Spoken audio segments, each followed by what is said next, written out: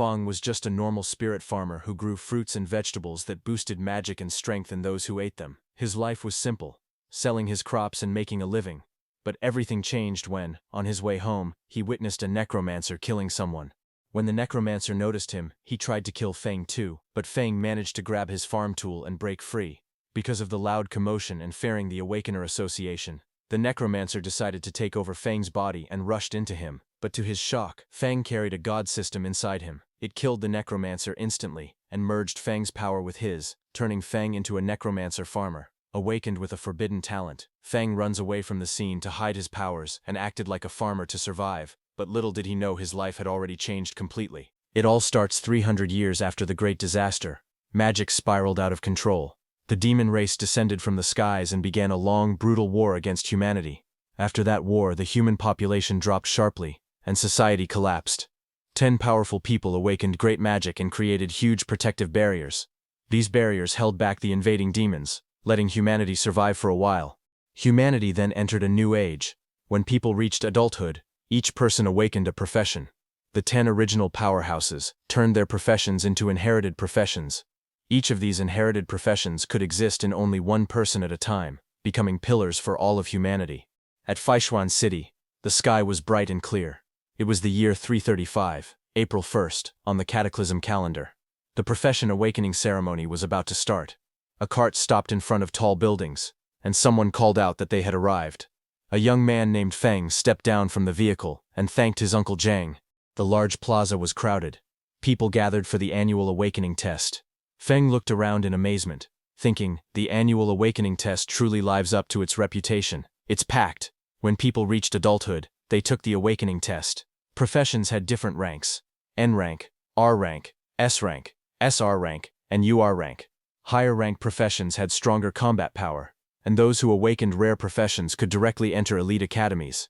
Young people walked among tall statues of past profession holders, praying for good luck. Feng watched them quietly. A voice from the crowd prayed to one of the statues, asking the great berserker to bless them so they could awaken at least an SR rank profession. But another loud voice came from the crowd, telling the people in front to hurry because the speaker's test was coming soon. Nearby, Feng stood silently, watching the line. A girl prayed toward a statue, saying that she admired Lady Tianu since childhood, and asking her for a blessing to awaken the most noble inherited profession. Hearing this, others thought it was funny and wondered who would daydream like that in broad daylight. Seeing those students, Feng then turned to someone beside him and asked what the people were doing. The other person looked surprised and asked Feng if he didn't know.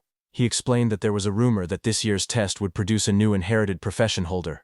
He added that there were currently 4 vacant inherited professions, so it was natural that everyone was praying hard. Hearing that, Feng felt that everyone's eagerness to advance seemed stronger than usual this year. To him, that meant business would be good.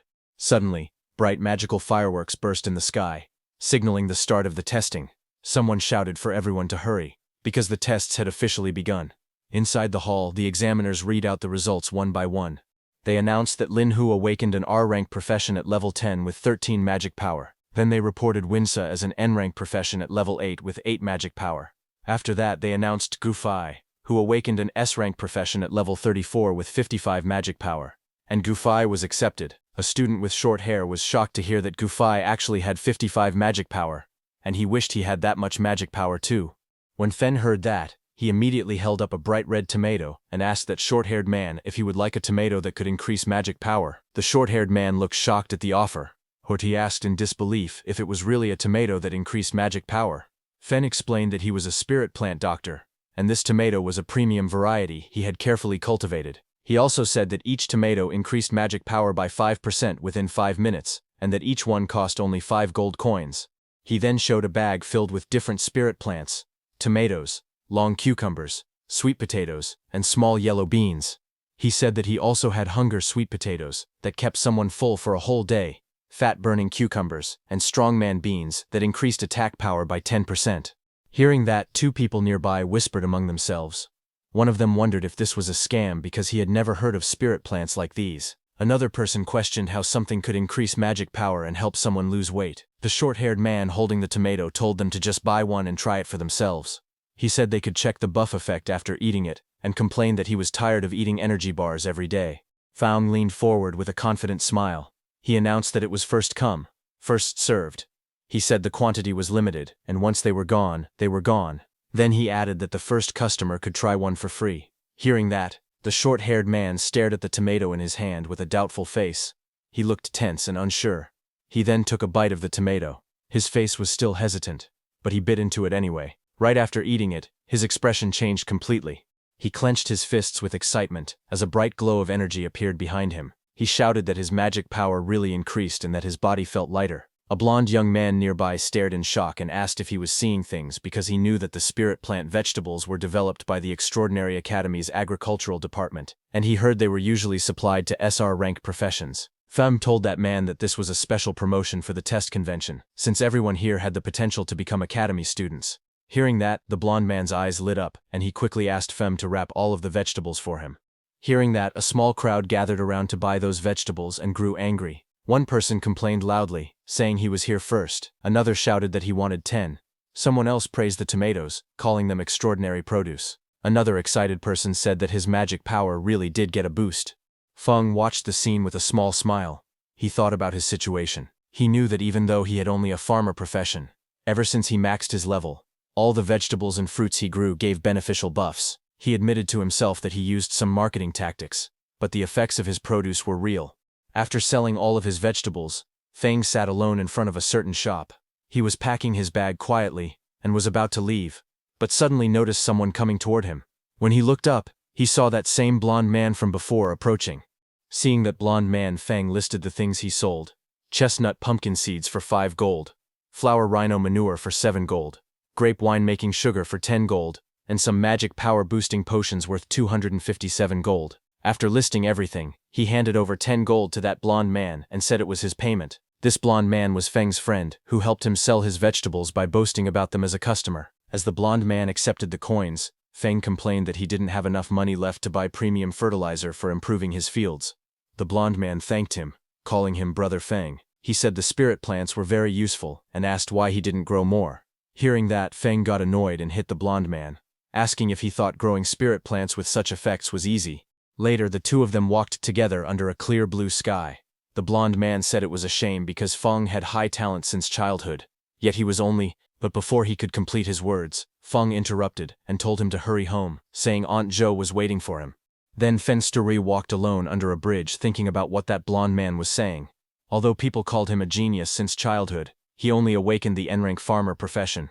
He recalled that when he went to burn paper offerings for his deceased father, who had been an archdruid, he was scared his father might jump out of the coffin. Thinking positively, he said that maybe this was karmic balance, since he had a herbalist mother and an archdruid father, yet he became a farmer. But in truth, he was satisfied with his peaceful life. He felt relieved that he did not have to go to the battlefield and die like his father, and that his mother would not have to worry.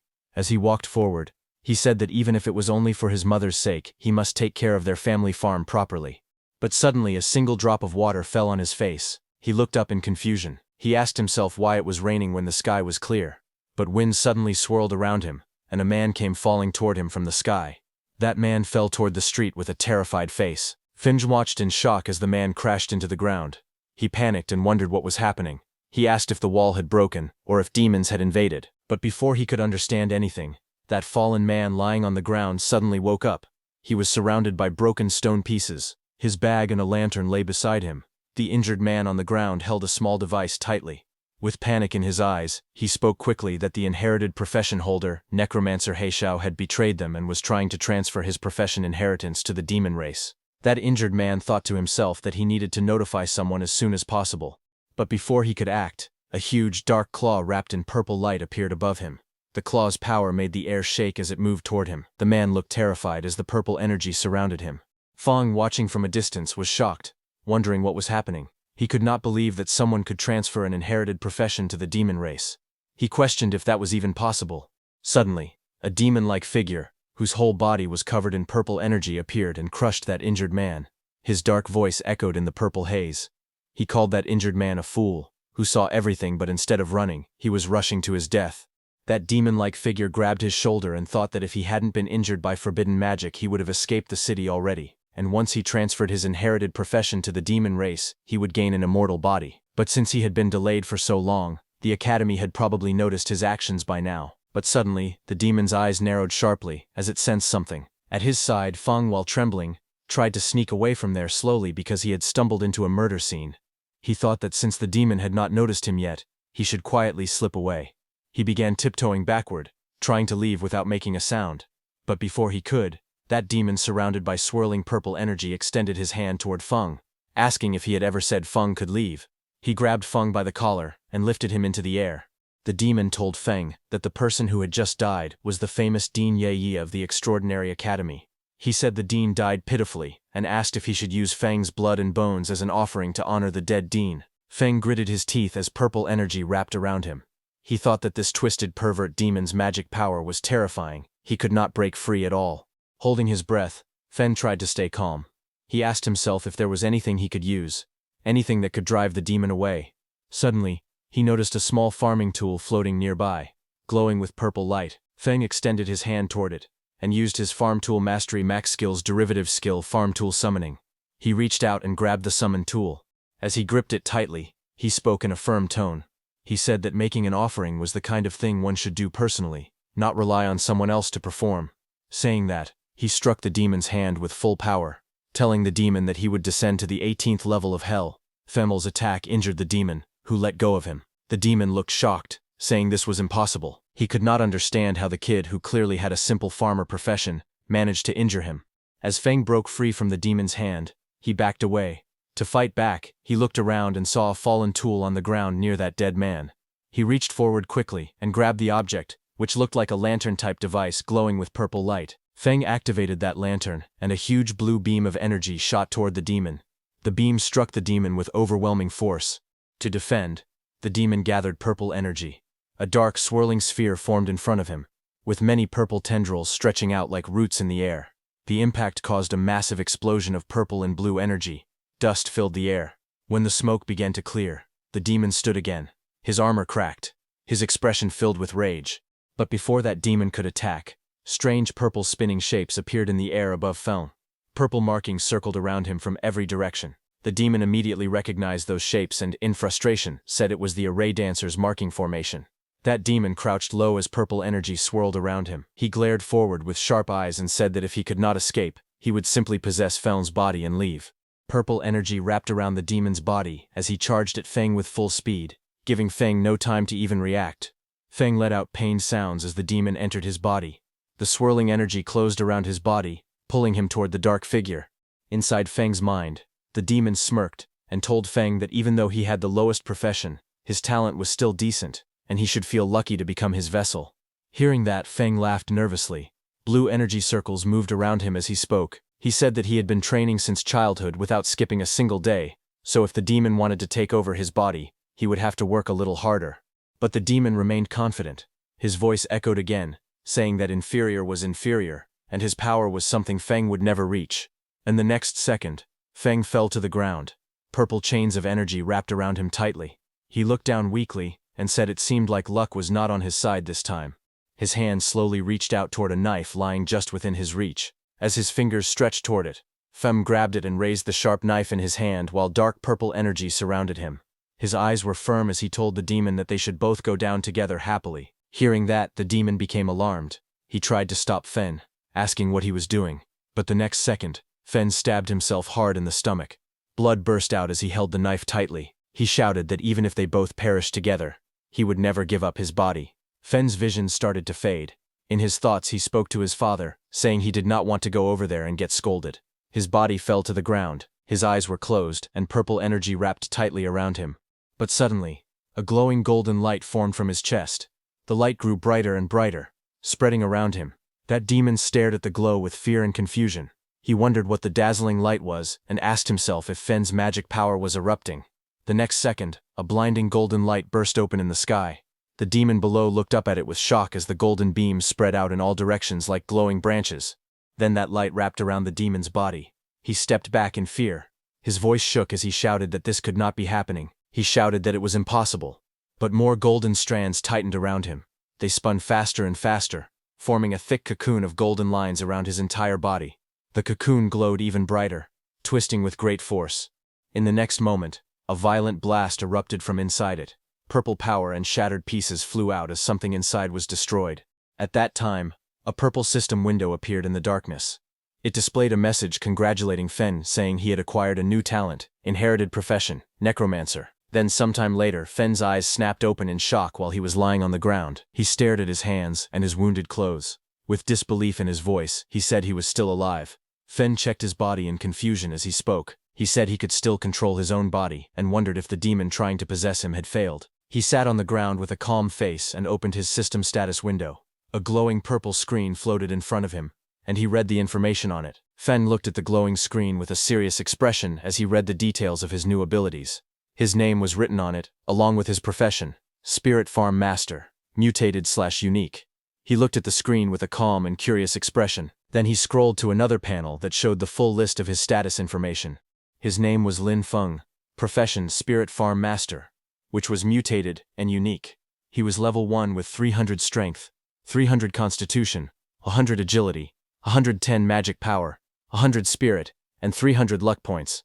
His skills were rapid land clearing, efficient planting, rapid harvesting, yield increase, farm tool mastery at max level, undead affinity, passive, transcendent growth, basic, undead summoning, basic, and soul extraction, passive. Feng stared at the screen closely. His eyes widened as he realized that his level had reset to 1, but all his maxed out farmer attributes were still there. Looking closely, he found that his magic power had increased as well because of that demon's soul force. With this, he realized that once he leveled up again, his attributes could break past the old limits of the farmer class. But he looked annoyed as he read the list of new skills. Among them, he noticed the undead summoning. He muttered that he could actually summon undead, but he hoped it would not summon that guy. Feng activated his farming skill, and in his left hand, green energy swirled around his fingers. In the next moment, Feng raised his right hand and used the other power he was feeling before. This time, purple lightning-like energy wrapped around his fingers. He stared at it with shock, watching the power rise through the air. Then Fen combined both of those energies and saw green and purple energies mixing inside his hand. He slowly realized what was happening. The farmer's magic power was merging together with the undead magic power.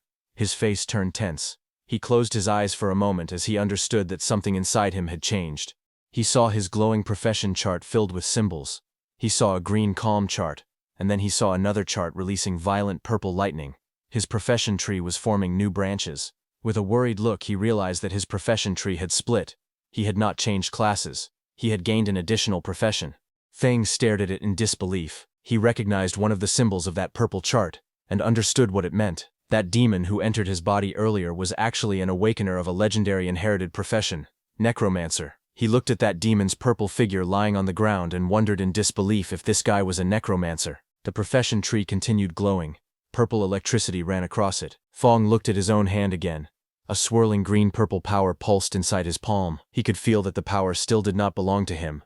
He became anxious. He knew that if he couldn't tame this energy and fully turn it into his own power, something dangerous would happen. His farmer profession would collapse, disappear, and his consciousness might be devoured by that demon again. Feng covered his face, embarrassed. He glanced at the profession tree and thought that the yellow color on his own farming icons looked dirty and earthy. Feng stood inside a glowing purple magic circle. Purple runes floated around him as he raised his hand and activated the skill Undead Summoning. Right after that, purple energy cracked the ground as the space around him shook. Broken pieces of the ground floated into the air as purple lightning hit the necromancer and the human he killed before. The purple energy swirled wildly as something began to appear inside the circle. Two figures slowly formed from the purple light. One had a body shining like a pale blue phantom. He was Yue Ye, level 1 undead sage. The second figure appeared glowing bright purple with sharp armor and long hair. He was He Xiao, level 1 undead wild hunt. Feng looked at them and realized it was really that human, and the necromancer. Even though their levels had been reset, all their abilities were still preserved, and they could level up again. After all that commotion, he knew the law enforcement squad was on the way, so he needed to leave quickly. He immediately turned to leave because he also understood that no one would believe an ordinary farmer could kill two extraordinary individuals. Instead, if anyone found out about his current situation, it could bring serious danger to him. So Feng walked away with his backpack, but he was determined and said that the urgent priority was to find a place that could give him protection, resources, and high-tier land. Haitu wanted a place where he could test and control his dangerous new power and turn his dad's theories into reality. Then one day later, Feng went to his family farmland, which was clear and bright. Feng walked along the open fields, looking troubled. He thought about how a full day had passed, yet the necromancer's influence on his profession still had not faded. But leaving that aside, he opened his laptop to watch the news. A man in a suit appeared on the finance channel. He greeted the audience and announced that the day marked the birthday of a veteran agricultural teacher. Back on the farmland, Feng inspected a young plant in his hand. Purple lightning wrapped around his fingers as he examined the sprout closely. He noticed that every crop affected by his new power was turning strange. Around him, the mutated plants grew unnaturally. Green vines thickened, stretching under a sky filled with purple energy. The stems twisted into complex shapes, forming net-like structures that shimmered under the sun. Soon, one plant swelled into a large cabbage-like bulb. Purple energy pulsed from within its leaves. The bulb shook and then burst open, releasing thick smoke. Suddenly, a long dark vine shot out and grabbed a small bird mid-flight. Sharp purple spikes rose from the plant as the bird struggled in the air. Feng looked at it in shock. His mouth hung open as he stared at the monstrous plants spreading across the field. He raised his voice in disbelief, wondering what he was even looking at. Panic crept into his face as he realized the danger. If people saw these strange creations, he feared they would mistake it for a demon invasion. Feng immediately grabbed a shovel and started digging, saying that he needed to dispose of the mutated crops as fast as possible. He stared at the cabbage he had just disposed of, and thought about how his new magic power had caused terrifying mutations in ordinary plants. He wondered if, by guiding this power properly, he could use it to grow crops on purpose. Thinking about it, he believed that if he learned to control this power, he might create the special plant varieties his father had imagined but never succeeded in cultivating. He imagined growing high-value crops that could raise a person's profession level. While he was thinking all that, urgent news suddenly appeared on the television. A serious-looking news presenter announced that inherited profession holder Necromancer He Xiao had started a rebellion the previous day and had killed Dean Yue Ye. The anchor stated that He Xiao's crimes were severe. He also said that anyone with information would be rewarded, and helping him in any way would be treated as a crime. Feng watched the screen quietly. He thought to himself that things had unfolded exactly as expected. He reminded himself that he must never let anyone find out he possessed the Necromancer's undead power. He looked around at the equipment stacked against the wall, and thought that he needed to give proper names to his undead servants so they could pass inspections. Otherwise, there would be trouble. Suddenly an idea popped up in his mind, his eyes lighting up as if he had just come up with a clever idea. He said that he would simply call his undead servants farm servants, because his profession panel already listed him as a spirit farm master. To him it sounded completely normal for a farm master to have a few servants. Just as he was thinking, the news reporter announced that in order to deal with growing demon pressure, the Extraordinary Academy was expanding its enrollment. The reporter explained that anyone who passed the assessment would receive resource support from the academy, and would even be given private estates capable of producing high-tier crops along with special subsidies. The reporter added that enrolled students would be able to hire farmers to help them grow high-recovery crops. Hearing this, Feng thought that the academy's land was safe, fertile, and well-supported with resources. He realized that this was exactly what he needed right now. He thought about his own situation. His necromancer identity was a dangerous secret, like a ticking time bomb. But Spirit Farm Master, to everyone else, that was just a harmless farmer. He told himself that he had to get into the academy, no matter what. Then, some days later, at the Extraordinary Academy Registration Plaza, inside the registration hall, a row of examiners in black suits sat behind a long desk. One of the men asked for the next applicant's information. He looked up and said in a flat tone that they needed the applicant's name, age, Awaken profession, and level. Feng stepped forward. He carried his backpack and calmly stated that he was 18 years old, and that his profession was Spirit Farm Master, Level 1. Hearing that, one of the examiners repeated the words Spirit Farm Master with confusion. He scanned the documents in his hand and frowned. He said he had never heard of that profession, and assumed it was another non-combat job trying to sneak in. He told Feng to release his profession aura. Feng lifted his hand, and a green aura formed around it, swirling like spiritual energy. The examiner stared at it with disdain. He leaned back, unimpressed, and called it the garbage aura of a farmer profession. He waved dismissively, and told him not to waste his time, then shouted for the next applicant. Nearby students began laughing loudly. One mocked the name Spirit Farm Master, asking if Feng had made it up himself. Another joked that it was hilarious for a level 1 farmer to even think about applying. They told him to go back to farming. More voices joined in, saying that Instructor Li was right and that someone like Feng would only drag down the school's standards. They said they wouldn't even hire him to work their own fields. But Feng stood facing them without reacting. He looked toward Instructor Li and spoke steadily. He explained that his profession was a mutated profession. He asked the instructor to give him a chance. He added that his fundamentals were solid and that he would not disappoint. But the instructor grew angry and shouted that solid fundamentals meant nothing for someone who was only level 1. He said a level 1 person couldn't possibly have any real foundation. Then he ordered the security guards to throw Feng out. Hearing that, Feng stepped forward, calmly, and reminded the instructor of the rules. He said the recruitment notice clearly stated that all professionals were allowed to take the test. He warned the instructor to be careful, saying he might even report him. Fen Trun then held up his phone. With a smug look, he pretended to call the Supervision Bureau and said there was a teacher refusing to let him take the academy exam. Hearing that, the instructor panicked. He rushed forward and grabbed the phone from Feng's hand. His face twisted in anger as he shouted at Feng. He threatened him, saying that if Feng dared to report him, he would make him regret it. He also said he didn't believe a level 1 farmer could ever pass the exam.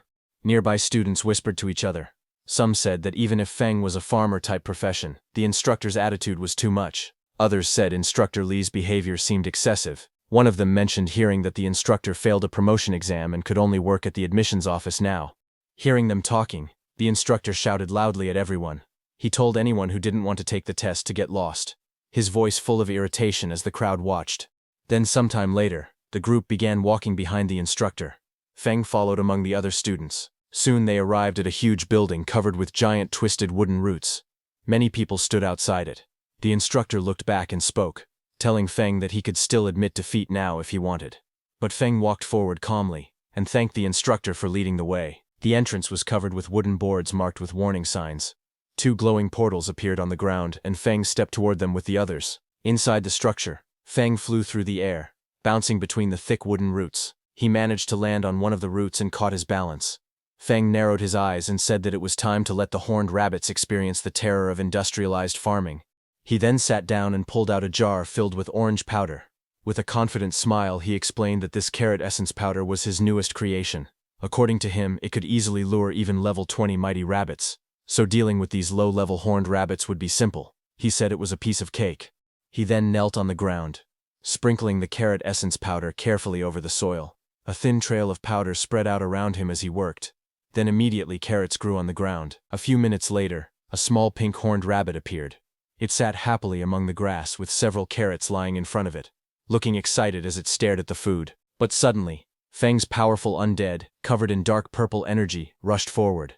Their attack hit the rabbit instantly, knocking it away with a burst of lightning-like force. Feng stood before his 2 summoned warriors. One was dark and sharp with blue and black armor, the other wrapped in glowing purple energy. He told them that waiting for rabbits was too slow and instructed them to listen carefully. He ordered both of them to make sure no one else saw them and to kill every horned rabbit that had been lured nearby.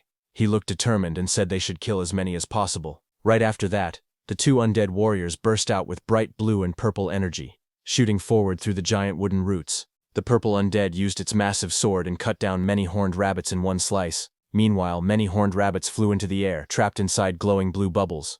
The dark blue armored undead floated among them, controlling the swirling energy around the captured rabbits. And then, with a flick of his finger, he killed all of them. Feng watched them and whispered to himself that the 2 undead following him were still incredibly strong, even though they were only level 1. He felt he had really gotten lucky. But suddenly, a loud bell rang, and a voice announced that time was up. Outside, Examiner Li in a black suit stood before the big tent and ordered all examinees to come out and hand in the rabbit horns they had collected. Students lined up to submit what they gathered. Examiner Li shouted at each person harshly. Someone who brought 2 horns failed. Someone with 3 also failed. Another person with none was told to get as far away as possible. Some students complained that rabbits were usually easy to find, wondering why they were so rare this time. Another student said that getting 4 horns was decent because many people didn't find even one and would have to wait for the next recruitment. Then Feng stepped forward. Examiner Li looked at him with annoyance and called him trash, saying he probably didn't have a single horn and should hand over whatever little he had. But instead of answering, Feng raised his hand, and a glowing green magic circle formed around his fingers as he opened his inventory with a confident smile on his face. The next moment, a huge wave of pink-horned rabbits came crashing into the tent like a tidal flood. Dozens upon dozens of fluffy bodies piled up, burying the rude examiner under them until only his arms and legs stuck out. Other students stared in shock as the rabbits kept tumbling forward, filling the entire space. Feng stood calmly in the background, watching the chaos he had created. Examiner Li and the staff member beside him looked at those rabbits in shock. Feng smiled slightly and told them that he had a total of 500 horned rabbit horns. He politely asked if they wanted to count them. The examiner's face twisted in disbelief. He stuttered in panic, and accused Feng of cheating. But suddenly the teaching director appeared. He stepped forward with a stern expression and scolded the examiner, asking how someone his age could still bully a child. The examiner froze and nervously asked why the director was there. The director said that if he hadn't come, all of his pet rabbits would have been wiped out by people with no professional ethics. The director then looked at Feng and told him that he had passed the preliminary test. Hearing that, Feng bowed deeply toward him and thanked him for being fair. But when the director saw Feng's face, he got shocked. He stared closely at Feng and said that Feng gave him a familiar feeling, and asked if Feng knew why. Hearing that, Feng's eyes narrowed slightly. A tiny bead of sweat slid down his cheek. He stayed silent, but his expression showed clear unease. He walked back as his thoughts surfaced. He wondered if he had been exposed. His face hardened with worry as he looked ahead, unsure of what the director had figured out. The teaching director stood in front of Fen with a calm expression. He looked down at Fen and asked what his relationship was with Professor Lin Xie. Hearing that, Fen's eyes shifted slightly. He sighed, thinking to himself that it seemed the director hadn't discovered his class ability. Fen then relaxed and calmly said that Lin Xie was his father, and asked if the director knew him. Hearing that, the director's expression softened. He leaned forward with interest, and said that Feng was the son of an old friend. Judging from the situation, he assumed Feng was planning to enroll in the school. The director then asked if there were any difficulties, and, as his uncle offered to pull some strings for him. But before he could continue, a woman with long pink hair stepped forward. She wore glasses and a white dress. She coughed and told the director that everyone was watching. Hearing that, the director turned around and saw a group of students standing behind him, staring and whispering among themselves. The director muttered that he was only expressing his thoughts. He then looked back at Feng and said that he had some business to handle. He promised that once Feng enrolled, he would personally show him around the school. The director walked away, and the next second his body was surrounded by swirling smoke and he disappeared. Feng watched him leave, a bead of sweat trailing down his cheek as he wondered why the teaching director gave off such unreliable vibes. Then that pink-haired teacher stood in front of the gathered students. She raised both arms and announced that the students who passed the prelims should follow her. She then told the ones who didn't pass not to be discouraged, promising that there would be more chances next time. The scene then shifted to a large meeting room inside the Extraordinary Academy's solar branch. Several people in suits sat around a long table while a man at the front prepared a briefing. A man with long hair stood before a large display board filled with silhouettes and images. He explained that Dean Yu Yi and He Shou had gone missing at the same time. He said Dean Yu Yi had likely discovered He Shou's secret and had been spotted during the pursuit. He continued, saying the two eventually perished together, but there was still an unknown mastermind who had taken He Shou's legacy talent. With growing excitement, he declared that if they found the person who took the undead talent, they would uncover the truth behind everything. He pointed at the display board and insisted this had to be the answer. Hearing him, another man grabbed his head in frustration. He told the excited man named Tuka that they understood he wanted to earn merit, but asked him to stop making brainless guesses. Hearing him, Tuka slammed the table. His voice shook with anger as he shouted that none of them believed him. He warned them to just wait, because he would definitely find the evidence. Across from him, the two people seated at the table stared back nervously, sweat dropping down their faces. As Tuka left the room in anger, a woman asked her companion if it wasn't bad to let Tuka leave like that, since he was connected to the Duke. Hearing that, the man turned to her in surprise. But suddenly the teaching director stepped forward through swirling white energy. He said it was better that the troublemaker was gone, because the Solar Academy existed to train real elites, not to give out empty positions. The director then explained that a mission had been issued from above. Once He Shou was found, he must be killed on sight. He asked if the two officers understood. The woman hesitated, and asked what they should do if He Shou was already dead. The director looked away, and said that maybe He Shou had changed his appearance. So anyone who used necromancer skills, he said coldly, would be wiped out completely. Meanwhile, in the mission hall of the Extraordinary Academy, many students gathered under the bright lights. A glowing blue portal floated behind the podium, casting light across the room as students chatted and waited. Then suddenly that pink-haired teacher came out of the portal, and stood at the podium and began announcing the mission. She stated that the re-examination task required all new students to clear a level 5 special dungeon called the Magic Horned Beast Lair, located outside the city. She also announced that the time limit for the mission was only 3 hours. Hearing her, the crowd in front reacted with shock. Some students panicked, saying they were only level 4 or 5, wondering how they could possibly finish such a dungeon in such a short time. One boy asked if anyone could actually do something that difficult. Another said grinding down the final boss might be possible, but completing everything within 3 hours seemed too hard. The pink-haired instructor smiled calmly. She told them that they were not required to clear it solo. She explained that they were allowed to form parties, but each team could not exceed 5 members. After forming a group, they had to return and register their starting time. Hands immediately shot up throughout the hall. Some shouted that their team of 4 needed one strong frontline warrior. Others called out that they were elemental mages with explosive damage. A girl introduced herself as Zhao Nanyang and asked if any strong seniors would be willing to carry her. Among the lively crowd, Fen stood off to the side. Carrying his backpack, he looked down at a glowing system screen in front of him, reading the mission details displayed on it. While Fen was standing quietly, suddenly a pair of red high-heeled boots stepped toward him. Fen lifted his head slightly, noticing someone approaching. A pink-haired girl with twin buns stood in front of him, smiling warmly. She introduced herself as a level 7 magic class student. She told him she had watched his prelims and saw how he managed to kill so many magic-horned rabbits. She said he must be very amazing and politely asked if she could team up with him. Feng listened calmly. In his thoughts, he noted that a level 7 student was definitely strong enough to solo the dungeon. He thought that if he were still just a farmer class, he would happily accept such an invitation, but his necromancer abilities absolutely could not be exposed, so he needed to avoid teaming up. He rubbed the back of his head with a relaxed smile and told her he preferred acting alone, gently refusing her offer. Hearing that, the girl kept her pleasant expression and wished him a smooth clear. She then turned and walked away in her red heels. Feng also walked off in the opposite direction, ready to face the mission alone. He went to that pink-haired instructor and leaned over the counter. When she heard that he wanted to go alone, she told him that this dungeon's difficulty wasn't low, but Feng said it was fine and asked her to give him the mission directly. Next, she handed him a scroll. As she did, she guessed that he wanted to solo the dungeon for its special solo reward, the Black Bear Gallbladder. She explained that the reward was a huge boost for low-level students like him, but warned that he still needed to understand his limits. Feng accepted the scroll with a small smile and thanked her for the reminder. The scene then shifted outside the Magic Horn Beast Lair dungeon. A massive portal shaped with jagged bone-like structures swirled with bright blue energy. Several academy staff members stood guard in front of it. Feng walked toward them. One staff member stepped forward and asked where his teammates were, but Feng replied that it was just him. Hearing that, both staff members looked at him with concern. One of them told him that a level 5 dungeon was too dangerous for a single person, and advised him to find teammates before entering. But Feng held the rolled mission scroll in his hand, and looked straight ahead. He calmly told the examiners that the rules allowed a solo entry.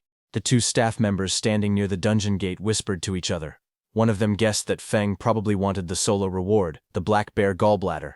The other said that Feng had guts, but he should first think about whether he had the strength for it. Left with no choice, they let him go. As the glowing entrance activated, one examiner looked at him again and softly wished him good luck. Inside the dungeon, there was a huge cavern filled with countless round eggs of different colors, scattered across the rocky ground and piled between jagged walls. A path led deeper into the lair. Feng walked forward as the blue energy light of the dungeon entrance disappeared behind him. He stepped inside with a calm expression.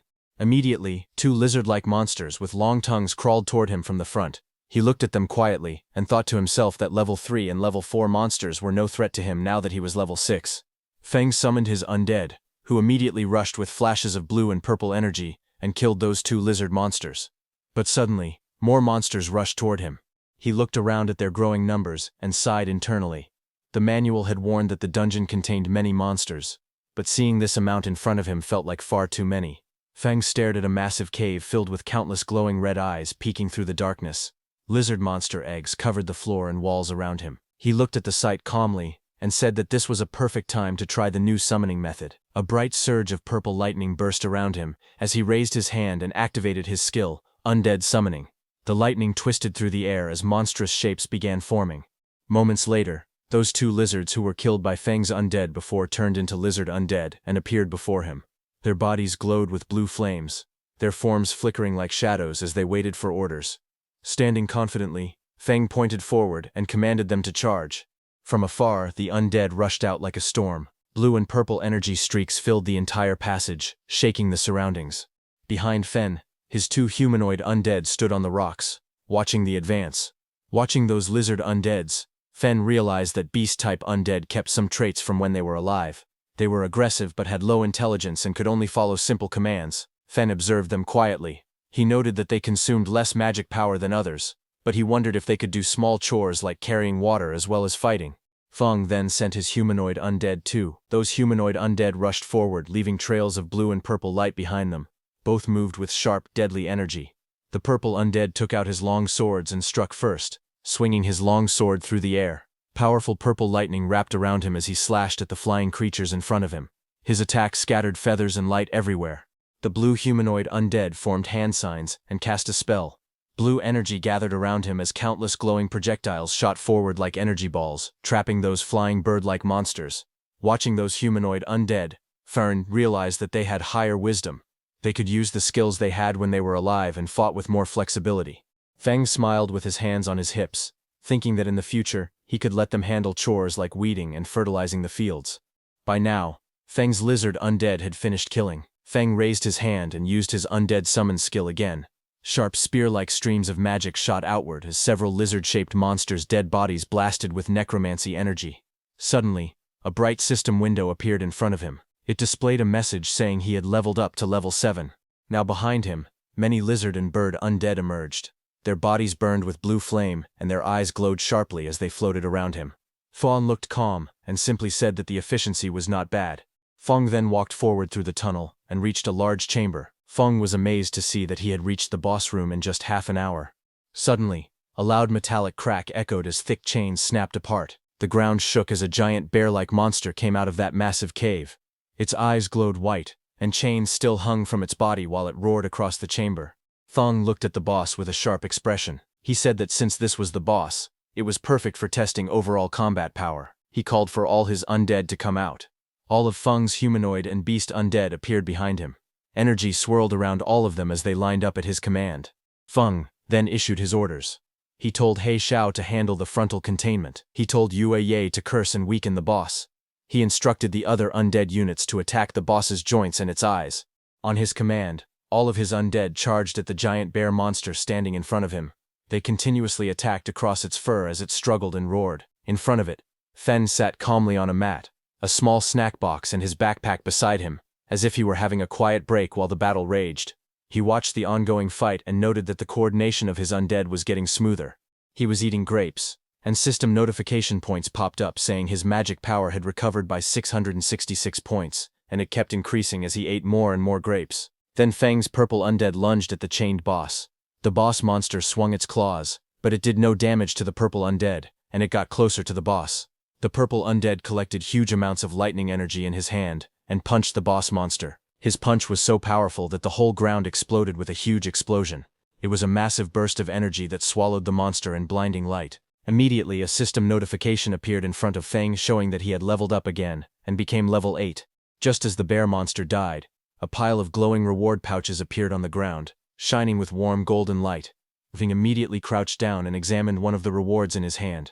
It was a strange red organ floating above his palm. Looking at it, he frowned in disappointment. He commented that the reward only increased his constitution by 10 points. To him, that was useless. Nowhere near the improvement he could get from the supercrops he grew himself. But suddenly another system notification popped in front of him. It stated that the system was calculating the dungeon rewards. It confirmed his current classes, Farmer and Necromancer, and would distribute rewards for both. Immediately, 2 golden chests emerged before him, glowing with brilliant light. Feng was shocked to see them and realized that the dungeon settlement had actually given him 2 sets of rewards. He wondered if it was because he had dual classes. Then a sudden idea flashed through his mind, and a confident smile formed on his face. He said that if dungeon settlements could give double rewards, then there might also be a way to manipulate the crops he planted to receive even more benefits. Then after clearing the dungeon, Feng left the dungeon. As he walked out, everyone there, all the hunters, were shocked to see him. One of them muttered in shock, asking if he had really finished the dungeon alone. 2 of the hunters whispered among themselves, their voices filled with doubt. One shouted that it was impossible. Everyone knew how dangerous the inside of that cave was. There was no way he had cleared it alone. He claimed that Feng must have hidden inside just to save face and never gone deeper. Another hunter added that it didn't make sense. His clothes were spotless. There was no way someone that clean had fought through a swarm of magic beasts. But Feng didn't care what they said. He went to the mission center and handed over the mission scroll to that pink-haired teacher, saying he was there to hand in the mission. The pink-haired teacher checked the dungeon scroll in her hands, and a green confirmation mark appeared on the screen, confirming that he had completed the mission. Seeing that, the pink-haired teacher's eyes widened in shock. She couldn't believe that he had actually passed, and that he had done it completely solo. Feng smiled softly. His expression remained composed, confident, and quietly satisfied with his achievement. Inside the academy's mission hall, The pink-haired instructor took the mission completion scroll from Fen. Her expression was calm yet serious as she spoke to Fen standing across from her. She said she would submit the scroll to the Academic Affairs Office but warned him that clearing a dungeon alone was still far too reckless. She added that if a freshman were to die in a dungeon right after entering the school, it would become a serious problem. Feng listened quietly, his usual composed smile returning. He nodded, and replied respectfully that he understood and thanked her for the reminder. The instructor adjusted her glasses and smiled softly. She told him that the final instructor interview would soon begin in the academy auditorium, and advised him to take some rest before then. Feng nodded again, and turned away, walking down the bright hallway with his hands in his pockets. Behind the glass walls, a few upperclassmen noticed him leaving. They whispered among themselves, watching curiously as he disappeared around the corner. Seeing those upperclassmen watching Feng, the pink-haired instructor sighed lightly and pushed up her glasses again. She thought to herself that she hoped this experience would teach Feng a lesson. Being too bold or impulsive in the academy could easily lead to trouble. Outside, Fens walked through the academy's forest path. Sunlight streamed through the tall trees as a faint light barrier shimmered between the woods. Fens walked quietly through the forest path when he suddenly sensed something behind him. His eyes narrowed slightly as he realized that someone was following him. Behind the trees, a group of 3 boys hid awkwardly, each holding a cloth in front of themselves as they tried to stay concealed. Fen kept walking forward, lifting his hand casually as a faint purple magic circle appeared around his fingers. A little farther back, the 3 boys whispered nervously among themselves. One of them frowned and said that since Fen could clear a dungeon alone, his strength must not be simple. He worried they might mess up. Another one waved it off. He said that no matter how strong Fen was, he was still under level 10, so his strength had limits. The third added that Fen had just finished a dungeon, so his energy consumption must be high. None of them had seen him recover yet. Their confidence slowly returned. One of them smirked and said they would crush him with numbers. Another reminded the group how badly they wanted the demon bear gall that increased stamina by 10. When they saw Fen walking away, one of them urged the others to hurry and catch him. They shouted at him from behind, calling out, "Hey, you farmer, stand still!" Feng stopped and turned his head slightly. With a calm expression, he asked if they were shouting at him. The group stepped forward with aggressive confidence, surrounding him. One of them mocked him, asking if he wasn't afraid of bursting from taking so many rewards by himself. Another insisted he must have gotten lucky inside the dungeon and found something valuable by accident. He demanded that Feng hand over the demon bear gall and the skill scroll. All of them flared their combat energy, their bodies glowing with blue light. One boy pointed at him and warned that if he didn't act sensibly, they would show him the true power of a combat class. Meanwhile, Falm stood still, facing them quietly. Falm looked at the group surrounding him and asked calmly why, out of so many examinees, they had chosen him. One of the boys stepped forward, pointing at him with an exaggerated expression. He asked if Falm really didn't know the reason, or if he was pretending. Another student explained that the exclusive reward for a solo dungeon clear, the demon bear gall, was a valuable item that added 10 stamina. He said that something so good was not something a farmer like him should be holding. Hearing that, Feng did a comparison in his mind of the demon bear gall, which increases stamina by 10, with his stamina watermelon, which also increases stamina by 10. Feng squinted slightly and wondered if something that added 10 stamina was really that amazing. He thought about the watermelons he grew every summer, which also added plus 10 stamina without needing to fight through a dungeon. Then he lifted his hand and took out the demon bear gall from his inventory. Red energy curled around his fingers as he showed the item in his palm. He asked if the thing they were talking about was this. Seeing that, the man with the short hair immediately lunged forward with an angry expression. He stretched out his hand toward Feng and shouted for him to give the item to him. But suddenly a fireball exploded between them the moment he reached out. A violent blast of fire and smoke burst outward, filling the area with heat and golden light. The shockwave pushed the short-haired man back as he stared at the spreading flames in surprise. In the next second, a pink-haired girl rushed in. She held her staff in front of Fen and glared at the troublemakers. She demanded to know what they were planning to do. She reminded them that private fighting was forbidden in the academy, and warned them that they could be disqualified. The short-haired man raised his weapon and tried to explain. He insisted that the matter had nothing to do with the pink-haired girl, and that it only concerned Fen behind her. But the girl stepped forward without hesitation. Her eyes narrowed as she said that if she couldn't stand what she saw, then it absolutely had something to do with her. She lifted her staff, flames swirling around her as she made her final threat. She told them to leave immediately, or she would report everything to the instructor and see who would suffer more. Hearing that, the man with the fierce grin looked straight ahead, his expression full of arrogance. He spoke with confidence, saying that reporting the matter would only work if she even got the chance, and since she insisted on protecting the farmer, they would deal with her as well. He raised his voice and shouted to his group, He ordered his brothers to attack quickly, telling them to finish the battle fast. Two of his men rushed forward together, each holding a weapon glowing with blue energy. They charged toward Feng and the pink-haired girl standing in front of him. As they came closer, Feng quietly observed the girl. He noted that she was currently a level 7 class user, which meant she should be quite strong. He wondered if she was capable of handling all these small fry by herself. The girl, however, glared forward with clear anger in her eyes. She said that their methods were truly dirty. Then she turned slightly and asked Feng beside her if he would like to join forces. But before she finished speaking, she spun around in surprise. Feng was already running away at full speed through the forest, leaving her behind without hesitation. As she watched him escape, Feng threw something toward her. It was the red glowing demon bear gall. She reacted instantly and caught the demon bear gall smoothly with one hand. Her eyes widened slightly as she stared at the item she now held. The red energy curled around her fingers. Feng raised his hand with a bright smile on his face. He thanked the pink-haired girl politely and said that the thing he gave her now belonged to her. Before the pink-haired girl could even react to what had just happened, those three men rushed toward her with furious expressions. Their bodies glowed with blue energy as they leapt forward. Seeing that, the pink-haired girl shouted loudly, wondering why everything had suddenly turned into her being robbed when she had just come to help Feng. The scene then shifted to a quiet room. It was a temporary independent restroom. Inside, Feng sat on a sofa with a towel around his neck. He took several scrolls out of his backpack and wondered why the skill scroll he got from the dungeon was useless to him. He paused for a moment. His eyes narrowed as an idea struck him, and he wondered if it could be like that. Feng then held the scroll between both hands. Green and purple mana surrounded it as he injected his energy into the scroll. That energy swirled around it like flames, and in the next second, a system window suddenly appeared, stating that he had realized a new skill called Special Cultivation. Another window explained the skill. It was a beginner-level special cultivation skill that allowed him to use mana and certain materials to strengthen undead summons. It said there was a chance to increase their level, their quality, or give them new skills. Seeing the system notification, Felm jumped in happiness, saying it really worked. He explained that the scroll required mana from both of his classes at the same time in order to activate. Felm then summoned all his undeads. The tall shadowy figure of the largest summon stood in front of Felm, its body wrapped in purple and blue lightning. Felm stood shirtless in front of them. He lifted his hand with confidence and told them that it was time to test the new skill. Green energy flickered around Feng's fingers as he focused. His expression stayed calm, as if he already knew the result. The tallest summon, Heikui, was the first to react. Purple flames burst from its body as its power rose sharply, and a glowing message appeared beside it showing that it had advanced from level 6 to level 8. Next, the summon with the icy armor, Yuye, was covered in swirling blue energy. Its strength climbed rapidly, and it rose from level 6 to level 8 as well.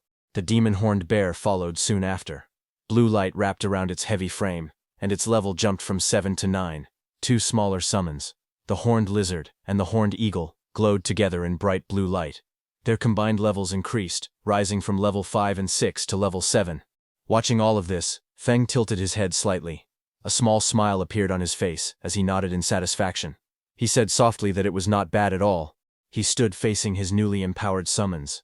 Purple and blue energy stormed around their bodies. The huge figures of Heikui and Yuye towered in front of him, both stronger than before as they waited for his next command. Watching them, Feng lowered his eyes, and a quiet thought formed in his mind. He said that the only bad thing was when he would be able to obtain new fields, because he couldn't bring himself to ruin the fields at home just to experiment on new crops. Then sometime later, he walked out of his room, wearing casual clothes and a backpack. He stepped through the doorway with his hands in his pockets. But as he was closing the door, suddenly that pink hair appeared and called out to him. She brought up the demon bear gall. Fen turned slightly, and lightly smiling, told her that the demon bear gall was hers.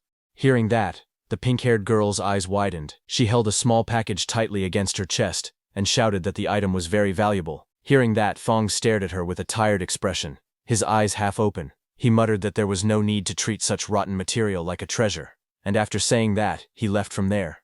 The girl froze.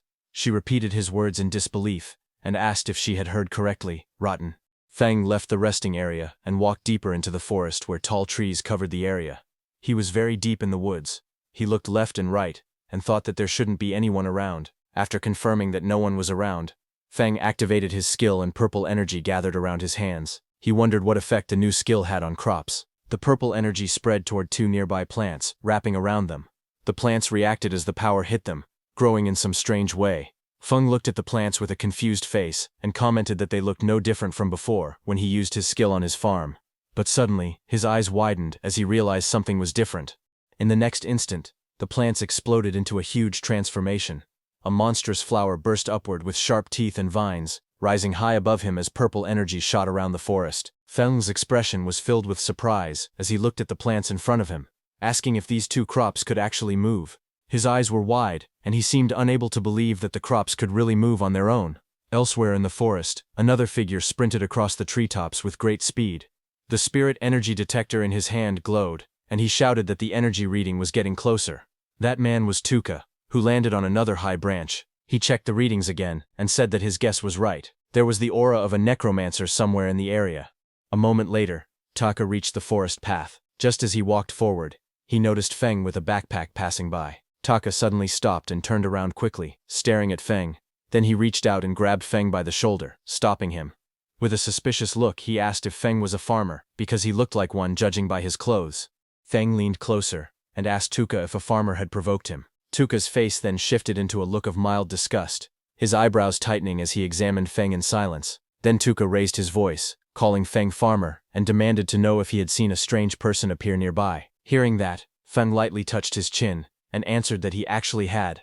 Hearing this, Tuka leaned forward in excitement and urgently asked where the person was. Feng lifted his hand and pointed directly at Tuka standing in front, saying the strange person was right there. Hearing that, Tuka froze for a moment.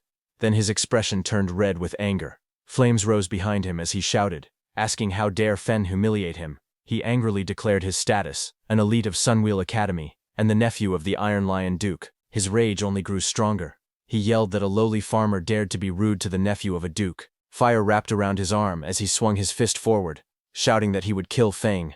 Tuka transformed into a wolf man, his body surrounded by violent green energy. He shouted that the lowly farmer would pay for his stupid words and actions. The green aura surged wildly around his body as rocks and debris were thrown into the air. Feng was pushed back by the impact. He crossed his arms in front of his chest and planted his feet firmly on the ground. Stones shattered, and dust burst upward around him. But he remained standing. His expression was calm, and his eyes were cold. He stated that the farmer Tuka looked down on could defeat him with one hand. Tuka laughed and lunged forward with glowing green energy swirling wildly around his body. His claws were raised as he charged straight toward Feng. He shouted for him to taste his attack. However, Feng's expression remained calm. As he noticed something strange, he thought that although he didn't know why the Aconite from his field had changed after being corroded by undead magic, it had gained a paralytic effect. He said that the last time he tested it, he had been numb and stuck in bed for an entire day. He added that grinding the Aconite into powder really worked as a narcotic. Tuka's face twisted as he inhaled the narcotic.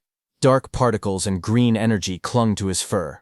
Moments later, his eyes spun, stars circling above his head. His body swayed unsteadily, and his whole body started feeling dizzy. He looked down at his own body in panic and demanded to know what had been done to him, shouting angrily as he asked why his strength had suddenly disappeared. Feng stood calmly in the forest. He raised his fingers to his nose casually as he walked forward. With a calm expression, he said that it was just some common aconite powder from the fields. Then he leaned forward, green energy flowing around his arm. With a calm but sharp expression, he said that this was the kind of power farmers had. In the next moment, green streaks burst forward. The attack struck the beast directly, slamming into its body and overwhelming it before it could react. Later, the scene changed.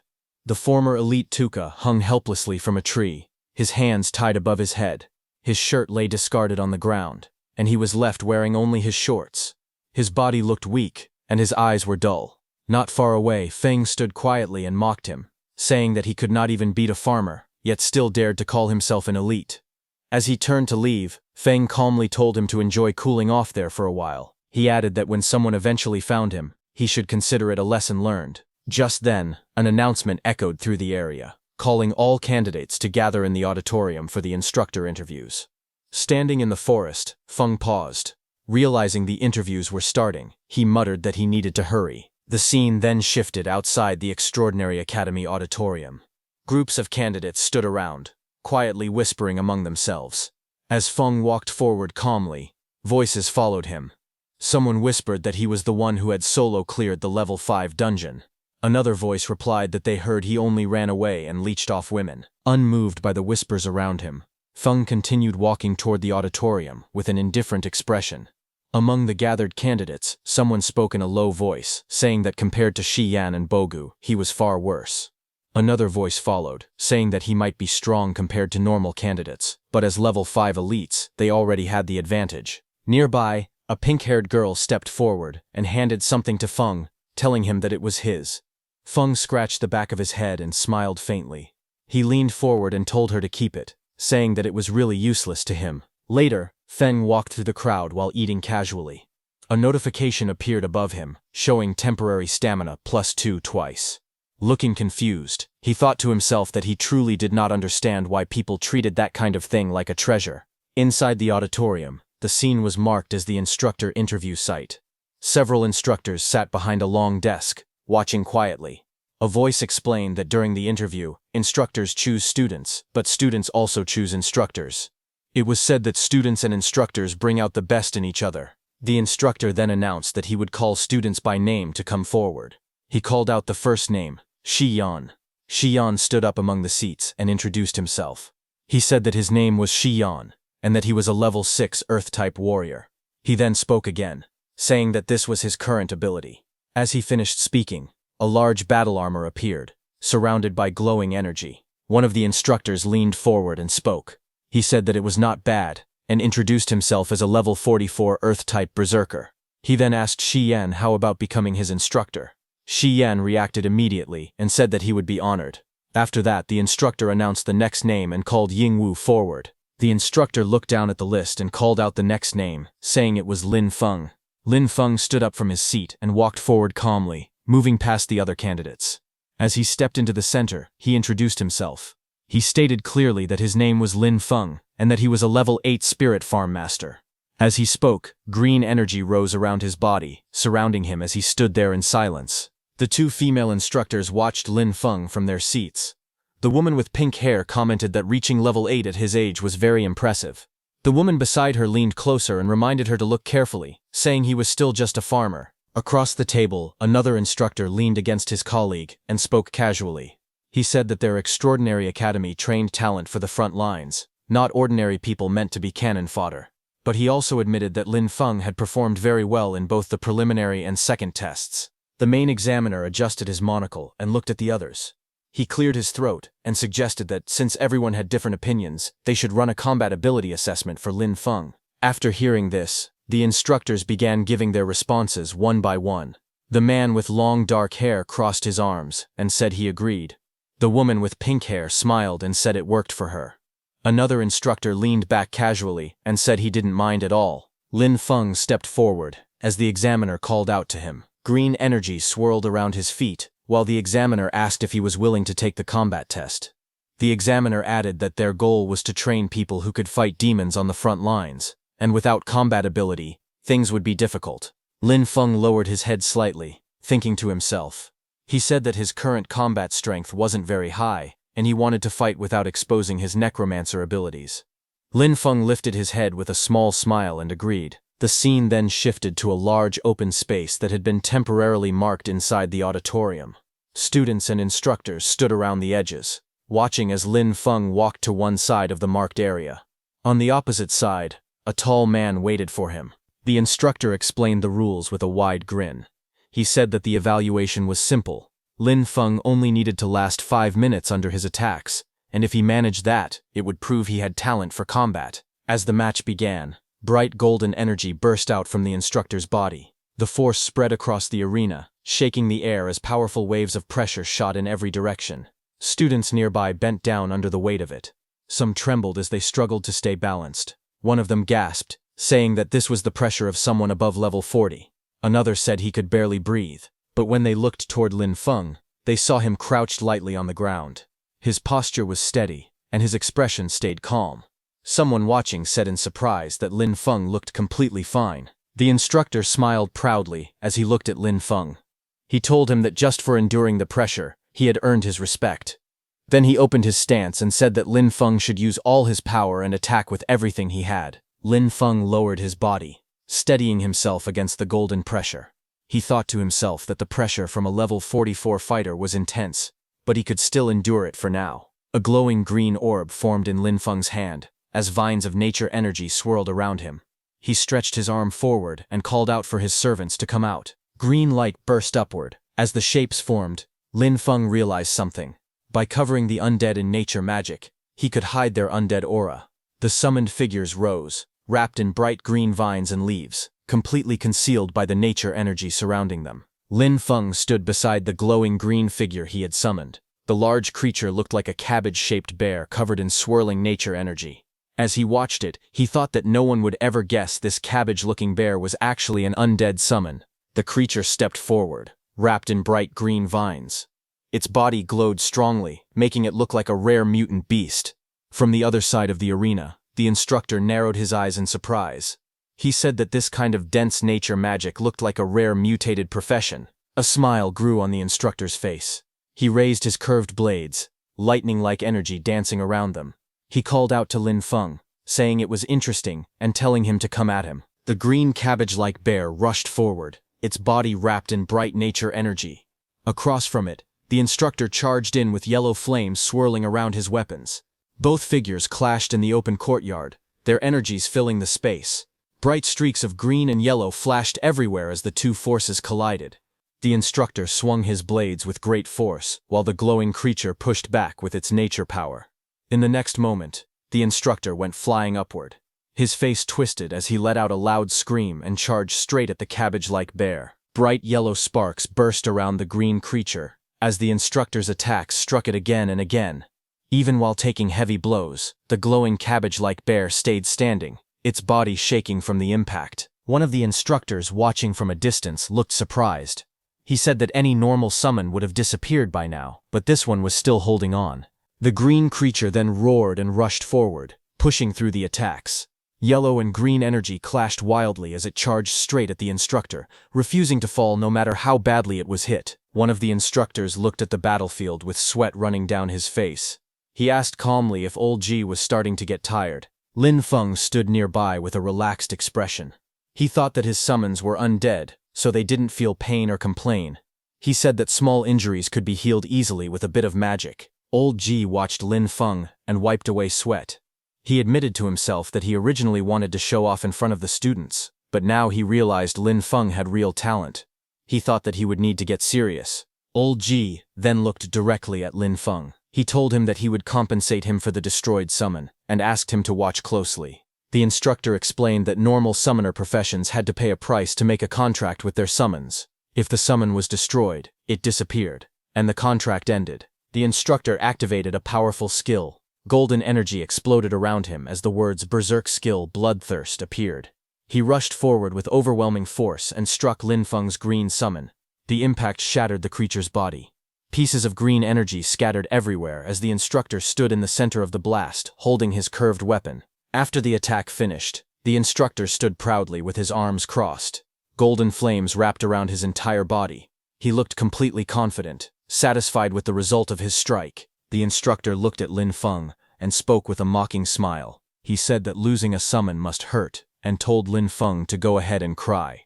He added that he liked straightforward, emotional students the most. Green energy slowly rose around him. His face turned calm and blank, showing no sadness at all. The instructor stared at Lin Feng in confusion. He wondered why the boy didn't look upset at all. He questioned if Lin Feng was so overwhelmed that he had gone past the point of showing emotion. Just then, green energy suddenly spread out from Lin Feng's body, stretching across the ground like long twisting shadows. The green energy then rose sharply, wrapping around the instructor. The vines and shapes tightened around him, lifting him slightly as he shouted in surprise. He complained loudly, asking how many summons Lin Feng actually had, and accusing him of playing dirty. The atmosphere turned tense. A burst of golden energy exploded around the instructor. He destroyed the green energy wrapped around him, and the force pushed him backward. He shouted in panic as the green power twisted violently through the air. A moment later, the examiner stepped forward and raised his hand. He calmly told them to stop. The instructor relaxed, and Lin Feng stood off to the side, his ghostly blue summon fading beside him. The examiner then faced Lin Feng with a composed expression. He said that Lin Feng had proven himself and was now qualified to become a student of Extraordinary Academy. He continued speaking. explaining that all nature-type instructors were currently on rotation at the front lines, so for now there was no teacher available to guide him yet.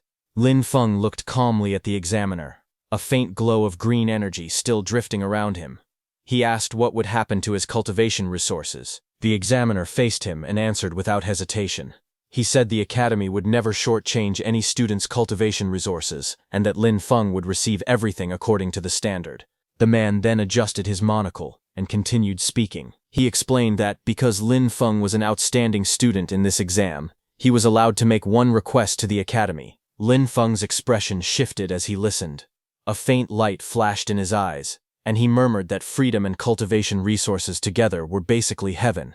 In the next moment, his tone became cheerful. He stood before the examiner with a bright, almost childlike smile and said that he wanted a plot of land. The examiner froze.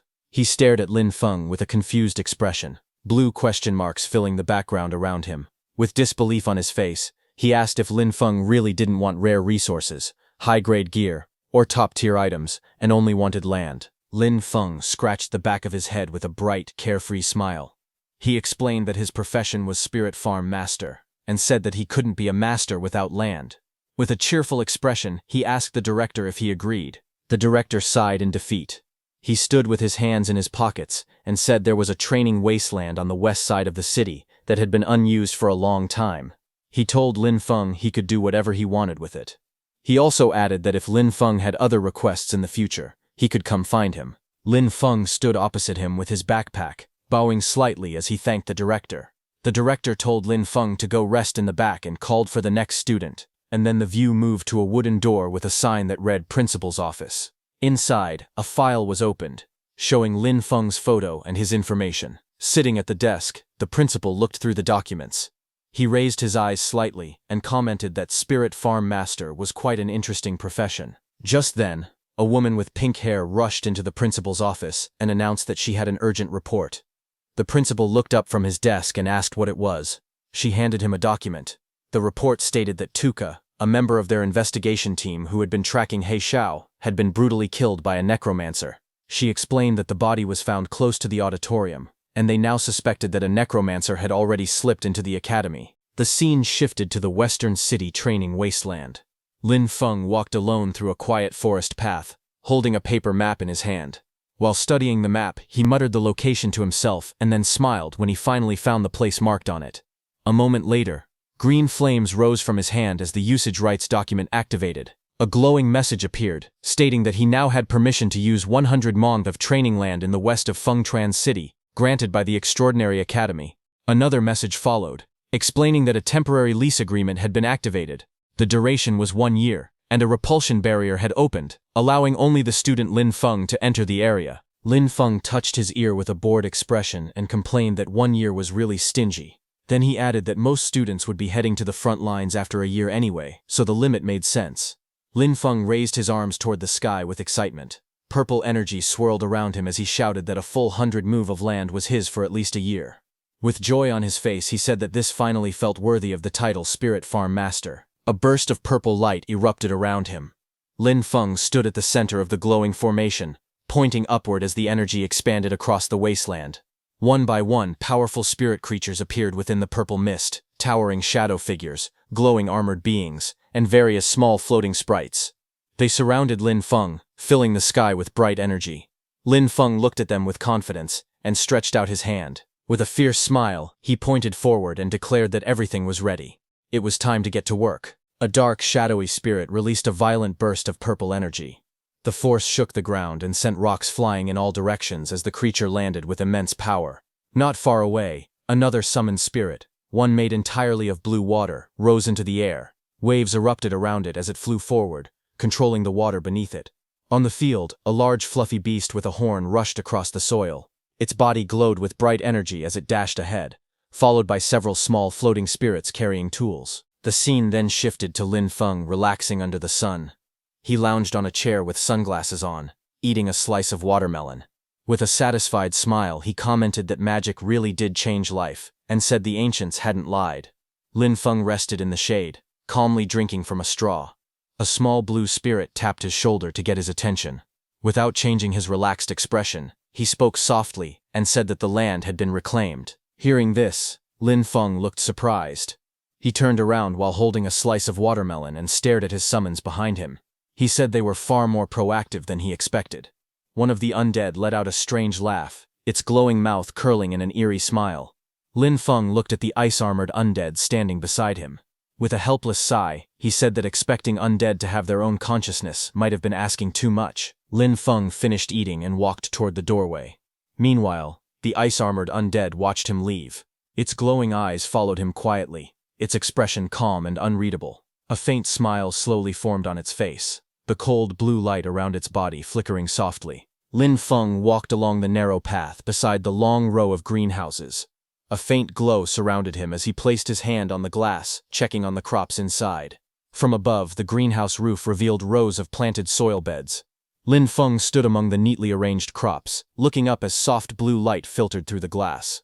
Different plants filled the space, some shaped like budding yellow lotuses, others like purple cabbages. Lines of text floated above them, showing their effects: permanent stamina, +1, temporary speed +1, permanent attack +1, all labeled as not yet mature. Lin Feng looked at them with satisfaction. He said that other people had to gain strength through bitter and exhausting training, while he improved himself through crops, balanced nutrition, and a solid foundation. Lin Feng stood inside the greenhouse, turning his head to look at the glowing crops behind him. He said it was a shame that only his crops could produce these effects. He added that if his yield were larger and everyone could improve through these plants, then the demons would become nothing more than weak chickens. Lin Feng walked through the narrow glass corridor holding a shovel. Sunlight filtered through the greenhouse walls as he stopped and thought about his situation. He said he couldn't plant only special crops. He needed enough normal crops outside to hide them. Otherwise, the strange plants inside the greenhouse would be discovered too easily. He tightened his grip on the shovel and said it was time to get back to work. One day later, the scene returned to the greenhouse under a bright blue sky. Inside the soil, a cluster of round potatoes sat packed together as Lin Feng used his tool to dig them up. Lin Feng stood beside the field with a shovel in hand. He faced the shadowy summoned figures beside him and demonstrated the motion, telling them to dig like this and instructing them to watch carefully. The shadowy helpers immediately followed his example, shovels in hand, digging quickly in a neat line. Seeing their work, Lin Feng smiled. He said that ever since he got these helpers, the speed of planting vegetables had increased dramatically. But suddenly Lin Feng shouted in surprise, asking what his helper was doing. One of the shadowy undead creatures held a potato in its hands, taking a bite out of it. Lin Feng leaned forward with a confused expression.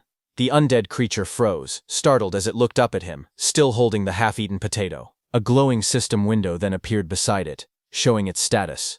Undead lizard, level 6, temporary. Bone density temporarily increasing. Defense temporarily increasing. Lin Feng stared silently at the notification, looking down in thought. He thought that all of his undead lizards came from the dungeon, and the only difference was that this particular one had eaten a potato. Lin Feng then raised his hand to his chin, thinking seriously. A burst of realization formed in his mind as he wondered if the original crop effects could also work on undead creatures. In the days that followed, Lin Feng continued running systematic experiments. He carefully recorded how different crops affected the undead he controlled. However, he was not aware that someone was watching his field. A shadowy figure with glowing red eyes stood in the darkness outside the farm, staring toward the sheds. Under the moonlight, he muttered to himself that the place looked bizarre. He noted that several structures weren't there the last time he had been spying on the area. He crouched forward and looked again, repeating that those things definitely hadn't existed before. Then his expression hardened. With a smirk, he drew a sharp blade and scoffed that a paper-thin wall like that would fall apart with a single slash. He paused after seeing something else inside. Only one person seemed to be there. That made him wonder if it was some sort of trap. He called the situation interesting. Meanwhile, inside, Lin Feng lay relaxed in a hammock, unaware of the intruder who was now watching him from the shadows. As the intruder crept across the rooftop in the dark, moving closer to the greenhouse, suddenly the ground beneath him cracked. A sharp impact struck the edge of the roof, forcing him to jump back in surprise. He landed and sprinted forward, but more blows slammed into the concrete, sending chunks of rubble flying everywhere. The man dropped low, bracing himself as the ground shattered around him. A moment later, something burst upward from beneath the debris. A round creature with a glowing red stalk rose into view, its body swelling with energy as it pushed through the broken stone. The intruder glanced toward it, only to face a sudden explosion. Rubble and flames erupted outward as the creature launched an attack, forcing him to dash aside while the blast tore through the rooftop. The blue-haired intruder narrowed his eyes with a smug smile. He looked completely confident as he mocked the defenses around him, saying that this level of protection could never stop him. He charged forward and kicked through the round creatures blocking his path. As his foot struck them, red liquid splattered out, and more of the creatures burst open under the impact. Suddenly, his expression changed. Sweat formed on his face as he realized something was wrong. He gritted his teeth in panic and shouted in frustration. A massive chain of explosions erupted beneath him. Bright yellow flames burst outward, scattering debris and red bursts through the air as the detonations consumed the entire area around him. As the blast faded, a strange green light rose from the darkness below. A glowing tree-like figure slowly appeared, its branches twisting like veins of light. The green glow spread across the space, and long streams of energy gathered around it. In the next moment, the figure began to change shape. The branches wrapped together, forming the outline of a woman made entirely of green light. Her hair flowed like living vines, moving with the energy surrounding her. The man burst through the smoke, cursing under his breath. He shouted in frustration, saying he wouldn't have come back a second time if it wasn't to gain the Grand Duke's trust. He lowered his body and charged forward through the thick dust. His face twisted in anger as he raised his blade. Blood marked his cheek, but his grip tightened. He growled that once he chopped the creature into pieces, he wanted to see if it could still explode. He swung down with full force, his body glowing with power. Blue energy trailed behind his movement as vines and explosions burst up from the ground beneath him. Then his expression changed. He stared ahead in shock as he noticed something strange. He realized the monsters carried traces of an undead aura. Confusion and alarm filled his face, while purple light flickered beside him. He remembered that the Elder had told him that on this scouting trip to Fengchuan City, his main mission was to find the Necromancer He Xiao. He explained that He Xiao had disappeared right after their last contact, even though he had made a deal with their clan. But now, seeing traces of undead energy from here, he realized this location was actually He Xiao's hiding place. Confusion crossed his face as he wondered why He Xiao was hiding here and whether he had betrayed their clan. He continued walking forward with a knife in hand. Purple mist drifted around him as he muttered that He Xiao had no shame when it came to his immortality techniques. Finally, he looked up toward the moonlit sky and decided he shouldn't stay in this place any longer. Finding He Xiao was what mattered most, so he jumped away from the area. The next day, Lin Feng stepped out of the building with a hoe over his shoulder. He wiped his face and said that he had already catalyzed and fertilized most of the plots yesterday. He added that he only needed to take care of the remaining areas. But when he saw his field, his expression suddenly changed. Sweat ran down his face as he looked toward the distance in shock. He rushed forward and saw a collapsed greenhouse surrounded by broken rocks and shattered ground.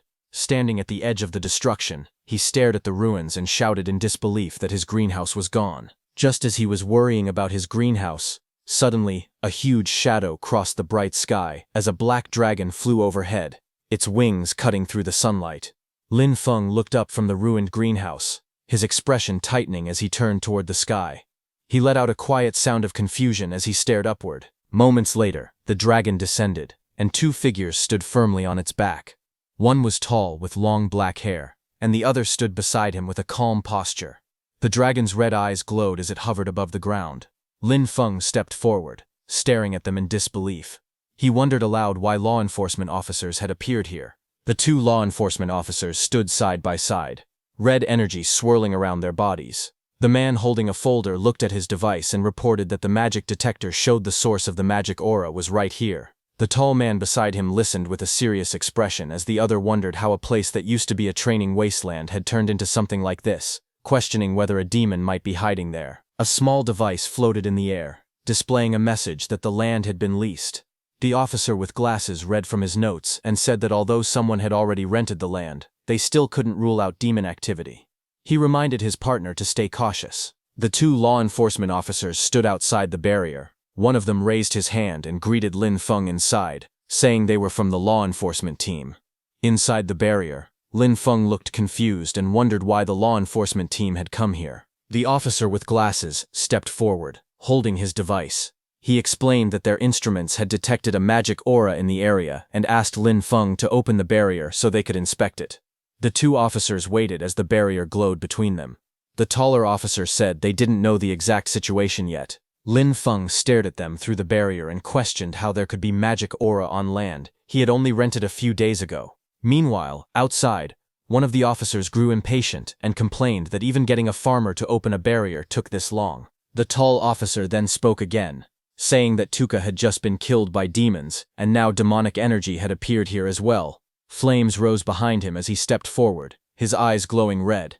He looked toward the barrier and declared that, in his opinion, the man inside was clearly a demon spy. Inside the barrier, Lin Feng stayed silent, a drop of sweat running down his cheek as he watched them with a tense expression. Outside the barrier, Haru shouts at Lin Feng, ordering him to surrender.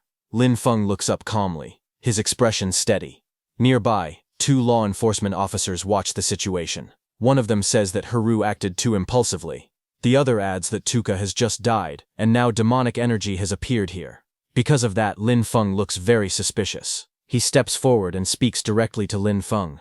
He tells him to cooperate with the investigation and asks him to open the barrier. Hearing that, Lin Feng looks to the side and thinks that he needs to find a way to make them leave. He then speaks innocently. He says that his profession is lowly and that no one has ever truly respected him. He explains that he only wanted to find a quiet place and work hard on his cultivation. But now even the law enforcement team wants to place suspicion on him. One of the men beside Captain Haru looks at Lin Feng with hesitation. He touches the captain's shoulder and says that Lin Feng already looks very pitiful. Hearing that, the captain's expression changes. He loses his temper and explodes in anger, saying that anyone can pretend to be pitiful. The captain clenches his fist in anger, then suddenly rushes forward and throws a punch at Lin Feng with full force. His punch lands, creating a loud impact and sending waves of power through the air. But Lin Feng staggers slightly and grabs Captain Haru's hand. A drop of sweat runs down his face. He realizes that this is bad. His body has been strengthened so much that the captain's punch did not even hurt him. Lin Feng narrows his eyes and thinks to himself that he will have to act a little to get out of this situation. Lin Feng falls to the ground and clutches his chest, acting weak.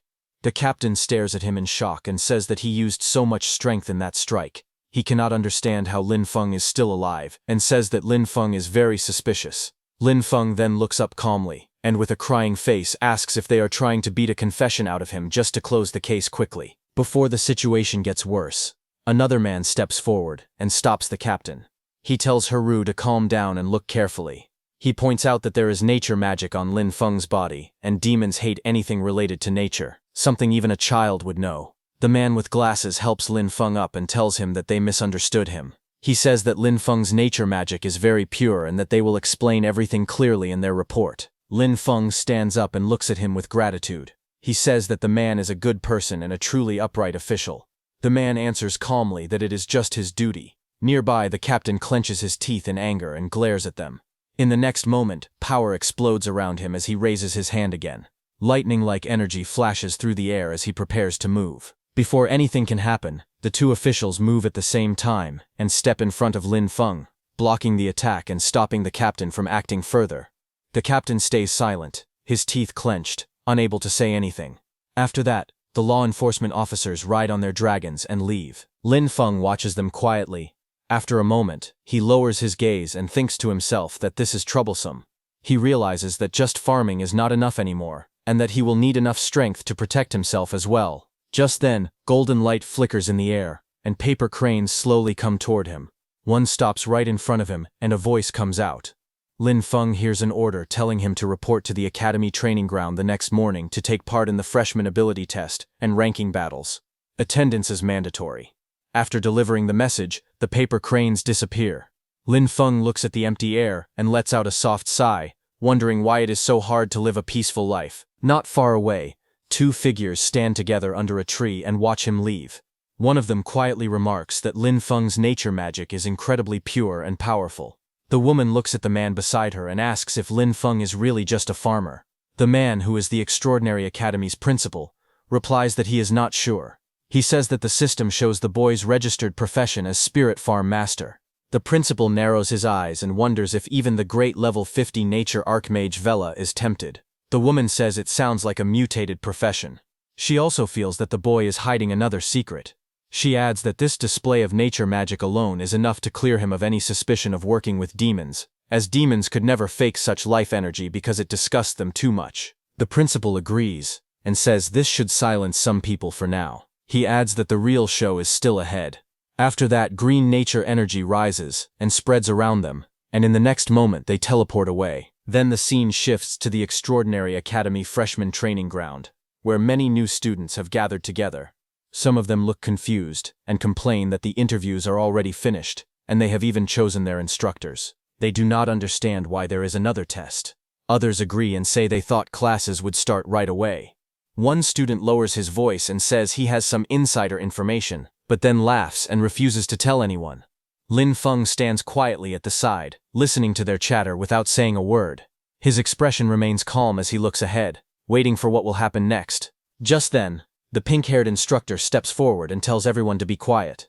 She says she knows they all have many questions. She explains why the academy is holding an academy-wide entrance test after the instructor interviews. She says that yesterday, urgent military news arrived from the front.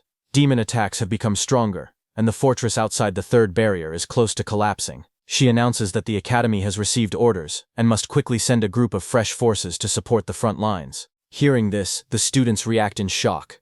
Some shout that they have just started school and ask why they are being sent to the front so soon. Others question whether they were not supposed to study and cultivate first. The instructor speaks coldly and says that when a nest is overturned, no egg survives. If the fortress falls, the demon army will march straight toward Fengchuan City. She asks if anyone really thinks they will still be able to cultivate safely then. She ends by saying that this is not a request, but a conscription. In humanity's time of crisis, no one can stand aside. Meanwhile, a pink-haired student stands among the crowd with a young boy beside her. The boy looks up at her and tries to speak, calling her sister, but hesitates. Not far away, Lin Feng stands quietly with his backpack on his shoulder. His expression is calm, and he looks straight ahead without reacting to the noise around him. The pink-haired girl turns back to the boy and gently tells him that it is okay and not to worry. She glances in Lin Feng's direction, her cheeks slightly red, and quietly says that he is very outstanding. She wonders if he will be chosen in the draft. After that, the pink-haired instructor raises her voice and orders all freshmen to enter the training grounds and prepare for live combat testing. The crowd begins to move forward. Lin Feng walks with them, his hands in his pockets. He quietly thinks that as a farmer-type profession, he probably will not be sent to the front lines at a time like this. Otherwise, his farming plan will be disrupted. Soon, the test begins. Lin Feng stands on the field, facing a female student holding a staff. She looks at him and calls him a spirit farm master. She says she has heard that he is good at dodging. The girl suddenly raises her staff and tells Lin Feng to turn to ashes as she attacks. Flames burst out and rush toward Lin Feng. The pillar of fire roars forward, but Lin Feng calmly steps aside. The flames miss him completely. Lin Feng looks at the attack without any panic. He says calmly that it is too slow and that her magic is not condensed enough. He adds that the fire could not even roast the sweet potatoes in his field. Hearing Lin Feng's taunt, the black-haired girl becomes furious. She frowns and begins chanting, speaking of a flame spirit sleeping at the end of the world. She raises her staff and says she will command it. While she is doing that, Lin Feng watches her quietly without saying anything. He gets bored, and before her spell can finish, he suddenly moves. Green light flashes around his arm as he strikes. He tells her calmly that her casting time is far too long. The blow lands. The girl cries out as she is sent flying backward, crashing into the ground. Green energy spreads across the arena as the dust settles. A voice announces the result of the match. Lin Feng is declared the winner. Then Lin Feng's results are displayed one after another. Lin Feng defeats opponent after opponent, and every match ends with his victory. Lin Feng scratches the back of his head and thinks that beating this many people should be enough. He feels that he can lose the next few matches on purpose. While he is thinking that, the black-haired woman steps forward and hands him some water. Lin Feng looks up at her and politely thanks her. The woman smiles and tells him that with his talent and potential, he is more than qualified to aim for a much higher stage. Lin Feng looks slightly surprised and asks what she means by a higher stage. She explains that if he earns enough credits and passes the assessments, he can be promoted into the more advanced Sunwheel Academy. The woman explains that the Advanced Academy has better cultivation techniques, stronger instructors, and even chances to obtain legendary weapons or powerful mounts. Lin Feng listens quietly, then calmly says that he appreciates the offer, but remembering the law enforcement incident, he tells her that he does not really need any of that. The woman looks surprised and asks what he wants instead. Lin Feng smiles lightly and answers that he only wants a bigger and better piece of land so he can farm in peace. Hearing that, the woman looks at him and says that he misunderstood her. She explains that she meant his final goal, what he plans to do after finishing those fields. Lin Feng answers honestly. He says that he plans to farm even more land, so more people can have land to work on. He wants everyone who wishes to farm to have fields. Hearing that, the woman smiles slightly, and thinks that wanting more land means wanting to reclaim all the land.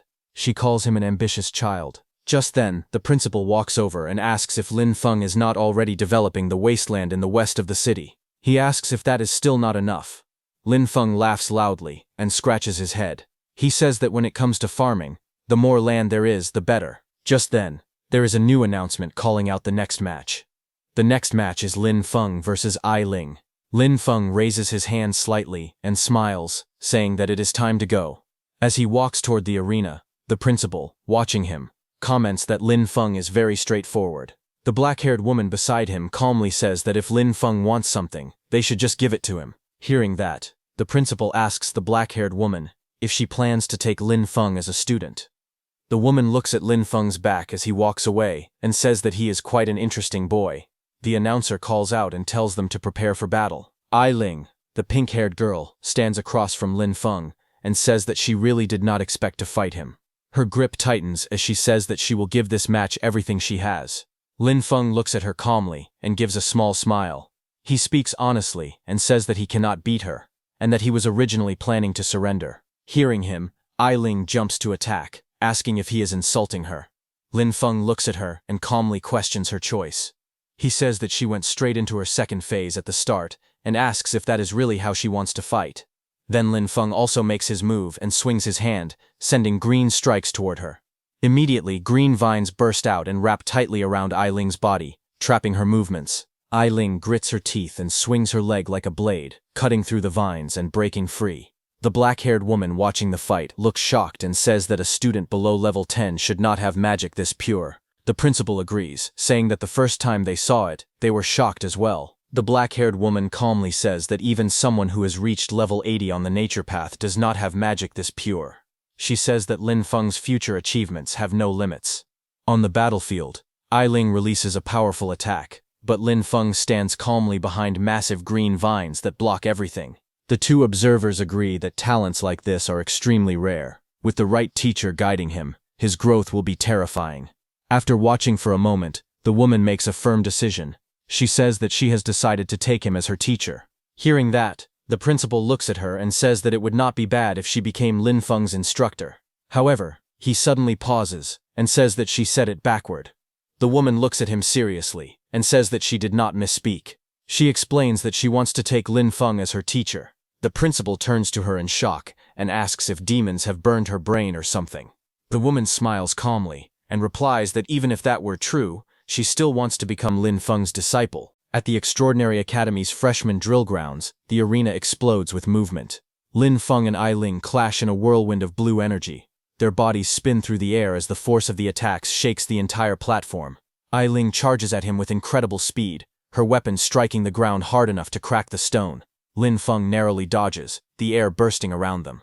In the middle of the fight, Lin Feng stays calm. He thinks that he has already shown enough of his strength. He decides that he should pretend to be weak and then admit defeat. But then a voice echoes across the arena. It warns Lin Feng that if he keeps slacking off, the academy will take back the land in the west of the city and use it for something else. Hearing this, Lin Feng slowly turns his head and looks back. The one who said that was none other than the principal. Lin Feng's expression changes as a spark of blue light flashes in his eye. He refuses immediately. In his mind, he shouts that they cannot take back his land. Absolutely not. That land is everything to him. Ai Ling's eyes widen as she watches Lin Feng. She feels his aura shift completely. Before this moment, he had only been defending calmly, letting her attacks come to him. But now, she can tell he is finally starting to fight seriously. Green light bursts around Lin Feng as he moves his arm. Energy gathers at his palm like a swirling storm, glowing brighter and stronger with every passing second. His expression is focused and sharp. Across the arena, Ai Ling steps back. Flames burst from her body as she prepares her strongest spell. Fire wraps around her arms, her staff, and even her legs, rising higher and hotter as she begins chanting. She thrusts her weapon forward, and a massive ball of fire erupts from her magic. The fireball shoots across the battlefield with explosive speed, lighting up the entire arena and tearing into the ground as it travels toward Lin Feng. But before the fireball hits, Lin Feng rushes toward it without slowing down at all. His green energy splits the explosion apart, creating a path straight through the flames, shaking the arena and sending debris flying everywhere. Dust and flames rise in a huge explosion. Lin Feng leaps forward with power exploding from his body. Green light surrounds his fist as he jumps at Ai Ling. He shouts one line as he throws his punch, telling her to take his serious punch. His fist, glowing with pure green energy, drives forward toward Ai Ling with force great enough to shake the arena. Ai Ling's eyes widen in shock as her head jerks back from the blow. She gasps loudly, stunned by how strong the punch is. She shouts in disbelief, saying that the power he released is incredible. But right before hitting her, Lin Feng stops.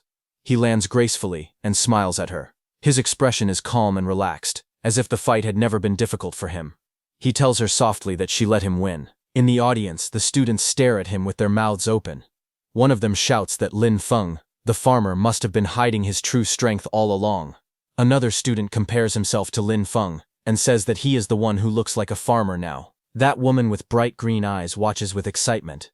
She points out that Lin Feng's control over the power of nature is extremely rare. She says he commands it as easily as moving a finger, and that his mastery is close to the very origin of nature's power.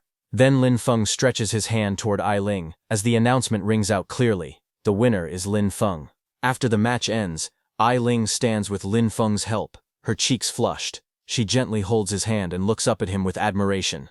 She tells him that he is strong and that she accepts her defeat completely. Lin Feng looks down at her calmly. He tells her that she is the one who is truly strong, and that he only has a lot of physical strength, nothing more. After saying that, Lin Feng lets out a sigh of relief while sweating nervously. In his mind, he mutters that he almost had his land taken away, and that things were dangerously close. Suddenly, the principal appears behind him in a cheerful tone. The principal pats Lin Feng proudly on the back and says that he did well, this is how he should be acting. Lin Feng bows his head slightly and thanks the principal for showing mercy during the evaluation. The principal waves his hand and tells him to keep working hard. He says he is looking forward to watching Lin Feng grow stronger. As the principal walks away, a mischievous smile forms on Lin Feng's face. In his mind, he grumbles that the old man dared to threaten him with his land. He quietly tells the principal to just wait. As Lin Feng walks away from the training grounds, he mutters under his breath with an annoyed expression. Behind him, that green-eyed woman walks toward a tree. Lin Feng rubs the back of his neck, deep in thought. Behind him, the woman moves behind the tree, and suddenly there is an explosion of white fog. The next second, the woman comes out with a new appearance. She then approaches Lin Feng. She turned into a girl with long green hair. She wore a green dress, and her bright green eyes sparkled with excitement. She stopped in front of Lin Feng, and with a cheerful smile, she called out to him.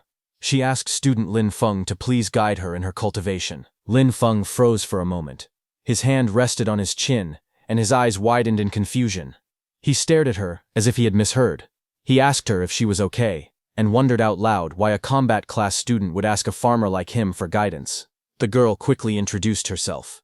She said her name was Vera, and that they had never met before. She explained that she had just watched his entire match.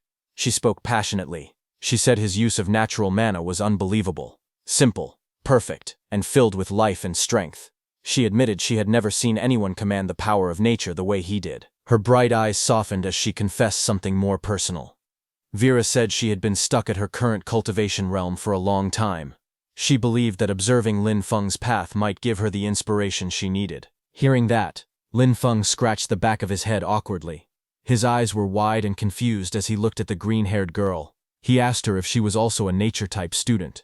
He explained that the nature-type instructors were still away on the battlefield and suggested she wait a little longer. He added honestly that he only knew how to farm. Vera held her hands together and spoke with seriousness. She said that the skilled were the true teachers. She did not expect him to formally accept her as a disciple. She only hoped to occasionally visit his fields to observe and learn. She bowed deeply toward him, almost pleading. She said even if she could only help with random small tasks, just being near his natural aura would be enough for her. She begged him to allow it. Lin Feng flinched and panicked internally. But in his mind, he repeated that he couldn't let people know what he was growing in his fields. It was too dangerous, and it would be too easy for his secret to be exposed. He turned his head slightly and spoke with calm politeness. He apologized and said that, as a farmer, he had nothing he could teach her. He insisted that he only had a lot of physical strength and was not good at fighting. But before he could say more, the principal suddenly appeared beside him, placing an arm around his shoulder. The principal leaned in and whispered that since Vera was begging like this, Lin Feng should just agree for his sake. Lin Feng stared at the principal in shock. The principal brought his mouth close to Lin Feng's ear and whispered a long string of censored words, clearly explaining something privately. Lin Feng slowly responded that whatever the principal had just said sounded not very good. His expression showed immediate hesitation and worry. After hearing the principal's whispered advice, Lin Feng's expression softened. He let out a small sigh and then agreed.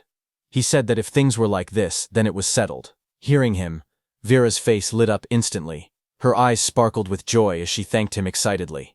She promised she would never disturb him and spoke his name with sincere gratitude.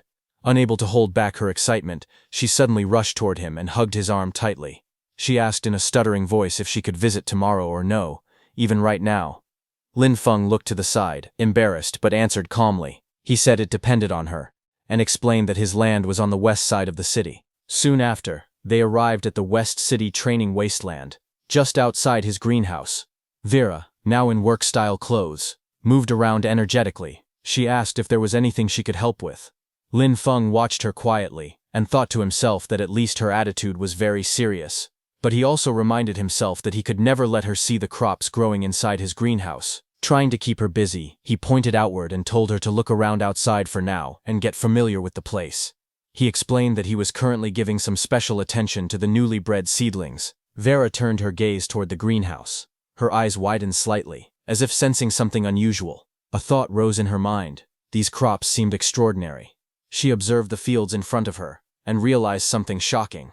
She thought that the crops here had been nourished entirely by pure natural mana. These were high-grade plants, capable of giving temporary attribute boosts. As she stood there in awe, Lin Feng walked further into the greenhouse area, his back facing her, completely unaware of the amazement spreading across her face. Vera leaned forward slightly. A soft smile formed on her face as she looked at Lin Feng's plants and said that Lin Feng was making her more and more curious. Then, 1 hour later, Lin Feng returned, but Vera was still on the ground outside the greenhouse, carefully examining the soil and plants. Suddenly, her eyes widened. She lifted a small piece of soil to her face, staring at it in shock. Her expression tightened with disbelief, and she whispered that it was unbelievable. Lin Feng walked toward her from behind. He looked down at her calmly and asked if there was a problem. Vera stood up halfway and looked up at him, still stunned. She asked him whether the crops here were really grown using only this very ordinary soil. Lin Feng nodded and confirmed it. He said that yes, it was just normal soil. Vera looked even more confused. She asked again, making sure there was no mana crystal powder, no elemental loam. Lin Feng scratched the back of his head and gave her an easy smile. He explained that he had thought about using those fertilizers, but anything infused with mana was far too expensive. With the little money he had, there was no way he could afford them. Lin Feng pointed at a small wilted plant beside him. Its leaves were curled and dry under the sunlight. He calmly explained that these plants were probably malnourished. Vera looked at the weak crop, her green eyes narrowing in thought. A quiet inner voice rose in her mind. She noted that Lin Feng's natural mana was extremely powerful, far stronger than normal. If that was the case, she wondered if she could help him somehow. A moment later, she straightened her posture and spoke with a polite smile. She told Lin Feng that the school actually had a special rule. Students could exchange materials dropped in dungeons for certain items at the academy warehouse. Lin Feng immediately stepped closer, grabbing her shoulders in excitement. His face lit up with hope as he asked her if what she said was really true. Vera nodded and continued explaining. She gave an example. In Storm Academy's level 10 dungeon, Gloom Forest, the final boss, the Shadowfall Kobold Chieftain, sometimes dropped an item called the Chieftain's Fang. She said that this fang could be exchanged for a bottle of Earth Pulse, a rare nurturing resource. She lowered her voice slightly and added that level 10 dungeons were very difficult. Usually they needed around 5 people to clear safely. Then she admitted that what she said was indeed true, but also mentioned that this regulation would soon be cancelled by the academy. Hearing that, Lin Feng's eyes lit up with excitement. A bold smile spread across his face as he clenched his hand into a fist. He said loudly that this was great, and announced that he was going right now. Vera watched him dash away with surprising speed, a hoe in his hand. As she looked at his back, she wondered quietly if only someone with such a pure and simple heart could create such pure natural mana. Soon after, Lin Feng arrived at a massive tree-like structure. At its base, a swirling blue-purple portal glowed brightly, the entrance to the level 10 dungeon, Gloom Forest. 2 academy supervisors stood guard in front of it. A group of students standing nearby noticed Lin Feng running toward the portal.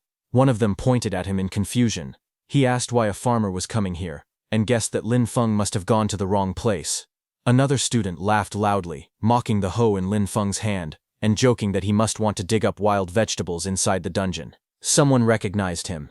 He said it was Lin Feng, the freshman, and remembered that he was only level 8. Shock spread among them as they wondered if Lin Feng was crazy for coming to a level 10 dungeon alone. Ignoring the comments, Lin Feng approached the supervisors respectfully. He handed them a form and said he wanted to apply for a solo entry into Gloom Forest. One supervisor took the paper and read it. His face tightened with concern. He explained that Lin Feng's level was too low, and that entering the dungeon alone carried extremely high risk. Lin Feng held up the form with a bright smile on his face. He said that according to the academy regulations, any student of the academy had the right to apply for dungeon entry.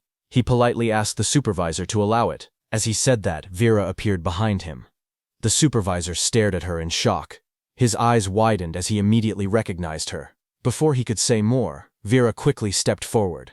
She put her finger to her lips and told him to stay quiet, signaling him not to reveal anything. The supervisor then took a breath and corrected his posture. He acknowledged that the regulations were indeed true. He wished Lin Feng good luck and told him to act within his ability. He warned that if Lin Feng couldn't win against the dungeon monsters, he must retreat immediately. Then Lin Feng walked toward the entrance area. A group of older students watched him move forward. One of them frowned and asked if Lin Feng was actually an idiot. They whispered among themselves, saying he was nothing more than newly recruited cannon fodder. They insisted he couldn't compare to elite students like them. Another student looked toward the glowing dungeon portal and spoke with cold amusement. He said that it would be better if Lin Feng died inside. Having such a useless junior, he muttered, only brought embarrassment to their extraordinary academy. Then, inside the level 10 dungeon, Gloom Forest, a pack of blue wolf-like monsters rushed forward. Their red eyes glowed fiercely as they lunged toward the intruder. Lin Feng stood calmly in front of them. He called out to his undead companions, telling He Qi and Yu Ye to clear the way. He ordered the others to follow behind and push straight through so they could finish the dungeon quickly. A flash of bright blue light burst ahead. He Qi, covered in glowing markings and swirling energy, charged into the monsters. His figure moved like lightning as he captured all the wolves and water bubbles. Behind him, Yu Ye appeared in dark armor, his body surrounded by a black aura. He swung his weapon fiercely as the wolves threw themselves at him, but none of them could slow him down. Soon, their bodies fell to the ground. Lin Feng walked up to the corpses. Purple energy began to swirl around his hand as he used his Necromancer, Undead summoning power. With a cold, steady voice, he commanded the fallen beasts to rise and become his warriors. A small glowing creature appeared beside him. Its body shaped like a cute dog. A blue panel identified it as a kobold undead. Deeper inside the dungeon, the largest chamber opened before Lin Feng. A towering monster stood there, the Shadowfall Kobold Chieftain, level 12. The creature was massive, with long claws, sharp fangs, and red streaks of energy running across its body. Lin Feng looked up at the boss monster without fear. He placed one hand in his pocket and spoke casually. He said this was the final boss, but it didn't seem like much. It looked like this dungeon wasn't anything special either. Lin Feng yawned lazily and told his undead team to go straight for the target, as if the final boss wasn't worth his effort. Ahead of him, the massive Shadowfall Kobold Chieftain raised its glowing weapon high into the air. The boss monster let out a furious roar as it swung the blade downward with full force. But before the attack could land, He Qi, covered in black and purple flames, charged in. His body glowed with dark patterns as he struck the monster head-on. Purple, lightning-like energy burst from his attack. He Qi slammed into the Kobold Chieftain with overwhelming strength. The impact created a huge purple explosion. The force blasted through the dungeon chamber, sending shockwaves in every direction. The ground cracked, stones flew, and the air shook as the explosion blew the chieftain backward. A bright blue shockwave followed, sweeping across the entire battlefield and kicking up debris. A system panel appeared above the scene. It stated that the Shadowfall Kobold Chieftain had been defeated. Lin Feng gained experience, and his level increased to 9. The panel also showed that he had obtained one item, Chieftain's Fang. Below the notification, the chieftain's body lay motionless on the ground, surrounded by glowing drops of loot. Then another system window appeared. It stated that a summonable undead unit had been detected, but the level requirement was too low. It also said that Lin Feng could not convert the Shadowfall Kobold Chieftain into an undead summon. Another blue system panel appeared. It displayed the progress of Death F2A, glitch, showing that the progress bar had reached 10%. Lin Feng looked at the notification with a calm expression. He quietly concluded that he still could not summon monsters stronger than his own level. He said it was a pity that the boss could not be revived as an undead, but he noted that his goal for this dungeon had already been completed. The chieftain's fang began to glow with a strange blue and black energy, as if reacting to his system. Lin Feng said that since he had obtained the fang, he would go back to exchange it for fertilizer. After that, he turned around and walked toward the swirling blue portal behind him. His figure stepped into the spinning light as he left the dungeon. Outside the entrance of the level 10 dungeon, Gloom Forest, a group of people waited near the glowing portal, standing on the sandy ground as Lin Feng returned from inside. At the Academy's exchange station, an officer called Vera Lord and asked her if they really had to follow the rules and exchange the item for Lin Feng. He explained that the front lines were in an emergency, and that their combat class resources had already been distributed. But Vera calmly reassured him. She said it wasn't a combat resource at all, it was just soil fertilizer for nature-type classes. Hearing that, the officer in the suit confirmed that they had plenty of that in stock. As he spoke, a system window appeared. It showed the updated dungeon record for Gloom Forest. It stated that the solo first clear had been achieved by Lin Feng, and his evaluation was SSS. He received the special reward, 1 heroic spirit fragment. Just as the message appeared, Lin Feng stepped through the glowing portal with a relaxed expression, as if he had just taken a walk instead of clearing a dungeon alone. Nearby students stared in shock. One girl shouted that the heroic spirit fragment was a rare treasure that could strengthen someone's soul origin and increase their class potential. She could not believe he had obtained such a legendary reward. Several boys erupted in anger. One accused Lin Feng of cheating. Another insisted that he must have used illegal items or abused a dungeon bug. More voices joined the crowd. They demanded a strict investigation and wanted all his rewards taken back, especially the heroic spirit fragment. Others shouted, saying he didn't deserve it. Standing behind them, Vera touched her lips with a thoughtful smile. She softly admitted that she had expected Lin Feng to fight through the dungeon at least a few times. She hadn't imagined he would clear it in a single attempt. All the students and instructors surrounded Lin Feng, deciding to confront him directly. Lin Feng looked at the angry crowd surrounding him. With a tired expression, he asked who he had managed to offend this time. At the entrance of the level 10 dungeon, Gloom Forest, Lin Feng stood surrounded by several students who watched him with dark, hostile expressions. Their faces were tense, clearly still upset about his earlier dungeon clear. Lin Feng approached the instructor calmly. He held the chieftain's fang in his hand and explained that, according to school rules, he was here to exchange it for resources. Before the instructor could answer, one of the angry students stepped forward. He shouted that Lin Feng's rewards were obtained through cheating and should be confiscated. The instructor, however, remained composed. He raised a finger and stated firmly that the rewards came from the dungeon itself, and the academy had no authority to take them away. Another student then stepped out from the group. With a confident expression, he announced that he was willing to challenge Lin Feng in a resource wager. Lin Feng glanced at him, puzzled. He asked what a resource wager was. A student explained that it was essentially a dungeon speedrun competition. With teachers supervising both sides, the two challengers would enter the dungeon separately and see who cleared it faster. The winner would take all rewards from both participants, while the loser would lose everything. The explanation caused murmurs among the surrounding students. The instructor turned to Lin Feng and asked if he was willing to accept the wager and bet against the challenger. Lin Feng shook his head lightly. With a bored expression, he said there was no benefit in doing so, and the whole thing sounded dull to him. The instructor looked surprised and unsure how to respond, while the students behind the challenger stared with frustration, clearly expecting Lin Feng to accept. The student wearing a headband looked angry and was sweating. He clenched his teeth as he spoke.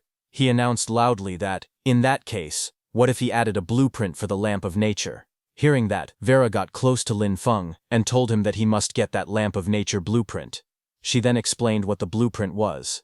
She said the Lamp of Nature was a special growth-type magic tool that only the Nature Department could use. She said that a blueprint could only be used to make one lamp, so it was very rare. She continued explaining that its effects included shortening the crop growth cycle with no side effects. The headband student smirked and leaned slightly toward Lin Feng. With a mocking smile, he asked if Lin Feng was done asking, and how he felt about the proposal, and whether he wanted to bet. At the same time, the student secretly held his phone behind his back. Messages appeared on the screen. That student sent a message to someone named Senior Huru the moment Lin Feng came out of the dungeon.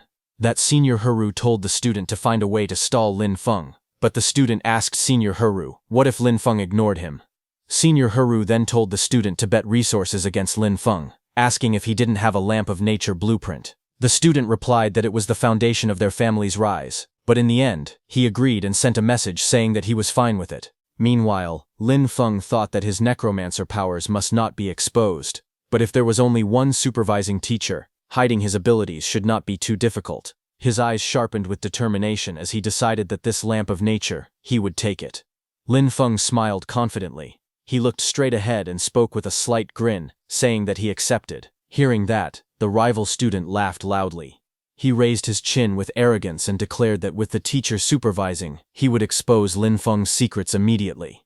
Lin Feng stood a short distance away, hands in his pockets, appearing relaxed. The scene shifted to the swirling blue portal of the level 10 dungeon. Gloom Forest. Light spun inside like a vortex. Inside the dungeon, Lin Feng stood beside the supervising teacher. The teacher turned and asked how Lin Feng managed to clear the dungeon so quickly. Lin Feng lowered one hand behind his neck, smiling confidently again. He told the teacher that he would show his strength. Green light suddenly burst around him. Powerful energy swirled in his hand as Lin Feng extended it forward. His expression sharpened as he called out for his farmhands to come forth. A bright green light burst around Lin Feng as swirling energy gathered above him. From the glow, his undead covered with earth energy formed, towering behind him like a giant guardian. Green waves spun across the area as Lin Feng stood calmly beneath the summoning circle. The supervising teacher stared at the scene in shock. Sweat slid down his face as he whispered to himself. He thought the summoning was unbelievably fast, and the troops Lin Feng called out looked very strong. Lin Feng walked forward with confidence, and the teacher followed him, still watching the green light. The teacher thought that this would be his best chance to observe what ability Lin Feng had used to clear the dungeon alone. Lin Feng suddenly raised his hand. His eyes sharpened, and his voice rang out clearly. He ordered his summoned troops to attack with full force. At the same time, a pack of monsters rushed forward from the darkness. Their glowing red eyes and open jaws showed their rage as they charged straight at the summoning. But Lin Feng's summoned undead reacted instantly. The undead beast covered in plant energy swung forward and slammed into the monsters. Its glowing body crushed through the pack, pushing them back with overwhelming force. The undead bear moved through the light, its hands pushing out powerful attacks. Every strike created another sharp flash, lighting up the dungeon with green sparks. Then He-Chi walked into the swirling energy. Its face was expressionless under the hood, glowing faintly with green lines. He-Chi raised 2 fingers, and magic circles formed around its palms, gathering even more energy. A series of green bubbles erupted all at once. The attacks struck the incoming enemies and shattered them instantly. The sound effects echoed through the forest as everything burst apart into pieces. He-Chi didn't stop there. It raised both hands, and released a wave of powerful green lightning. Its attack shot forward like a beam, smashing into the ground ahead. Rocks flew into the air, and the ground cracked under the impact. Pieces of stone scattered everywhere as the blast landed with tremendous force. The teacher stood frozen, his eyes wide and his mouth slightly open. He looked shocked as he watched the scene before him. He muttered to himself that it had taken less than a minute for Lin Feng to completely wipe out a kobold patrol squad of the same level. Cold sweat slid down the teacher's face. He stared at Lin Feng's power, unable to believe what he had just witnessed. In his mind, he wondered if this terrifying strength came from some special class, because the power felt far too overwhelming for an ordinary student. Ahead of him, Lin Feng stood calmly in front of a pile of shattered glowing rocks, the remains of the defeated kobolds. Lin Feng turned slightly and spoke in a relaxed tone. He told the teacher that the kobold patrol squad had been cleared, and now he was preparing to clear the boss room next. Hearing that, the teacher's expression stiffened again. He almost couldn't speak as he followed Lin Feng with his eyes. Suddenly dark energy gathered in front of Lin Feng. A swirling purple and blue vortex began to open before him. Inside the twisting tunnel of the portal, something moved. A moment later, a dark figure shot out of the vortex at high speed. It was a large kobold warrior, its fur standing wildly, and its eyes glowing bright red. Its mouth opened wide as it roared, revealing sharp teeth. The massive kobold leaped straight toward Lin Feng. Lin Feng stood at the front and gave orders with a calm but firm voice. He told the undead bear to raise its shield and move forward. He said everyone else should follow behind. He warned that if any kobolds tried to attack from the sides, they must strike back hard. The undead bear raised its shield, and a bright green explosion burst out from it. Green energy spread everywhere as Lin Feng's undead bear rushed forward. The kobold warrior with glowing red eyes leaped out of the shadows. It roared fiercely and charged straight at the green figure standing in front of Lin Feng. Little did it know that this was Lin Feng's warrior undead, Yue Ye. Yue Ye moved quickly. Its body flashed with swirling light as it prepared to attack. It swung its arm, and bright green power shot forward. Its punch landed directly on the chest of the giant kobold. The energy formed a wide, circular blast that pushed the monster backward with great force. The impact sent the kobold flying backward. Waves of energy spread across the ground, shaking the stones and blowing dust into the air. The teacher stared wide-eyed, his face filled with shock as sweat rolled down his cheek. He shouted that someone with such amazing war potential had to be reported to the principal immediately. Then green light spiraled across the battlefield, as Lin Feng stood at the center of the glowing vortex and called back all his summons.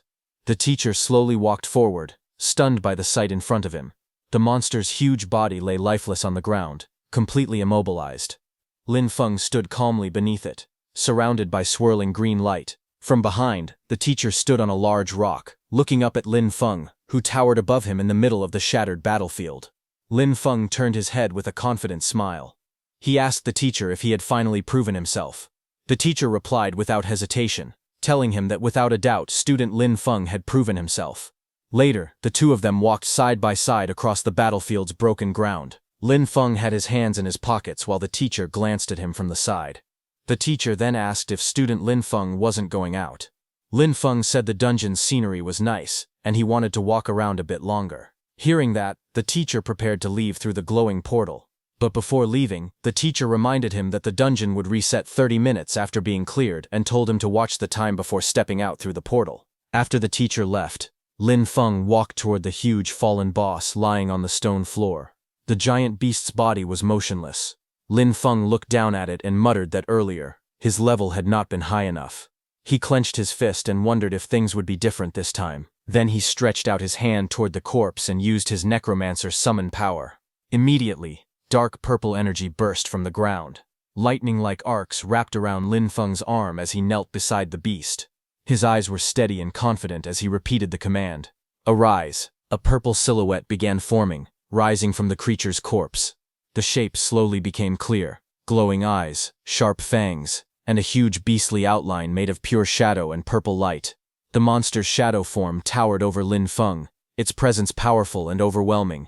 The giant beast stared down at Lin Feng with glowing, violent eyes.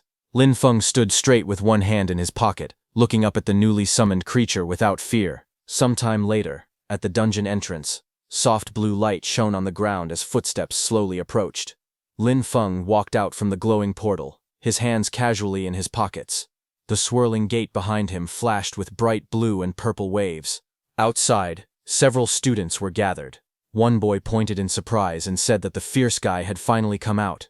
Another student looked worried and wondered if Lin Feng still held a grudge because he had jeered at him earlier. A group whispered nervously, deciding that they should leave together. Then the official standing beside Vera spoke with a serious voice, saying that in the name of the extraordinary, Lin Feng had proven himself. He then handed Lin Feng a small bag and a scroll. He said these were the rewards and compensation that rightfully belonged to him. Lin Feng raised his hands to receive them, silent but composed. After taking his rewards, Lin Feng looked around. His expression was calm and focused. Behind him, Vera stared at him in confusion. Vera got near Lin Feng with a bright smile and told him that the troublemaker from before had run away. She explained that after the administrator came out to give his testimony, that student realized he was in the wrong. He immediately dropped the items he had taken and escaped. Lin Feng listened quietly. He reached into his pocket and pulled out the rewards he had just received. A small smile appeared on his face. Holding the container proudly, he said with satisfaction that it was fertilizer, and that today's trip had given him a full harvest. Lin Feng happily accepted the reward, grinning widely with delight. Behind him, the administrator secretly gave Vera something. He told Vera that he thought she might need the recording stone, the stone that captured Lin Feng's battle inside the dungeon. Then the scene suddenly shifted to a fist slamming hard into a punching bag. A photo of Lin Feng had been taped to the surface, and the punch landed directly on his face in the picture. It was inside Sunwheel Academy, in Haru's room. Haru continued to strike the bag angrily. His muscles tensed as he shouted in frustration. He cried out that Lin Feng, just a lowly farmer, had humiliated him again and again. Breathing heavily, Haru finally stopped and sat down. He rubbed his forehead with a troubled expression. He admitted that using force wouldn't work, and even the Academy's own rules couldn't punish Lin Feng. After a long moment, he muttered to himself that he would need to use another method. Haru narrowed his eyes sharply. His expression hardened as he muttered to himself, saying that Lin Feng was only showing off because he relied on a bit of nature magic and summons. In that case, he held out a sealed envelope. His voice turned firm as he ordered his subordinate to immediately send the letter to the front lines, addressed to his uncle, the Count. He added another command. He ordered that the mentors from the nature department, who were currently on rotation at the battlefield, must return to the academy as soon as possible. Hearing that, nearby, his subordinate, the same student who had just challenged Lin Feng, looked surprised as he held the envelope. He asked if Haru was planning to use the nature department mentors to suppress Lin Feng. Haru crossed his arms confidently. He smirked as he explained that the old mentors valued the purity and rules of nature magic above everything else. He said they would never tolerate anyone breaking those principles. With a cold glint in his eyes, he added that letting those mentors deal with Lin Feng would be the perfect solution. He wanted to see whether Lin Feng could still act so arrogantly once they intervened. At the same time, inside Vera's room at the Extraordinary Academy, Vera was lying lazily on her bed. She wore a loose white shirt, her long hair falling around her shoulders. As she watched the recording crystal floating in the air, Vera suddenly sat up a little. Her eyes widened with surprise. She muttered to herself that the Lin Feng in the recording was simply a monster. His understanding of nature's power was so deep that it now looked completely instinctive to him. Even she, a top instructor, felt shocked. Vera pushed herself upright, her expression turning serious. She said that tomorrow she would write a letter, then quickly changed her mind. No, she needed to write it right now. Those old mentors out on the battlefield had to be notified immediately. They had to return at once. A small owl-like messenger creature appeared beside her, holding the sealed letter in its beak. She sent it flying out of the window with a soft command, watching it take off into the bright sky. Vera looked outside with a firm expression. She muttered that if those old geezers didn't return soon, their lifetime achievement awards would simply fly away.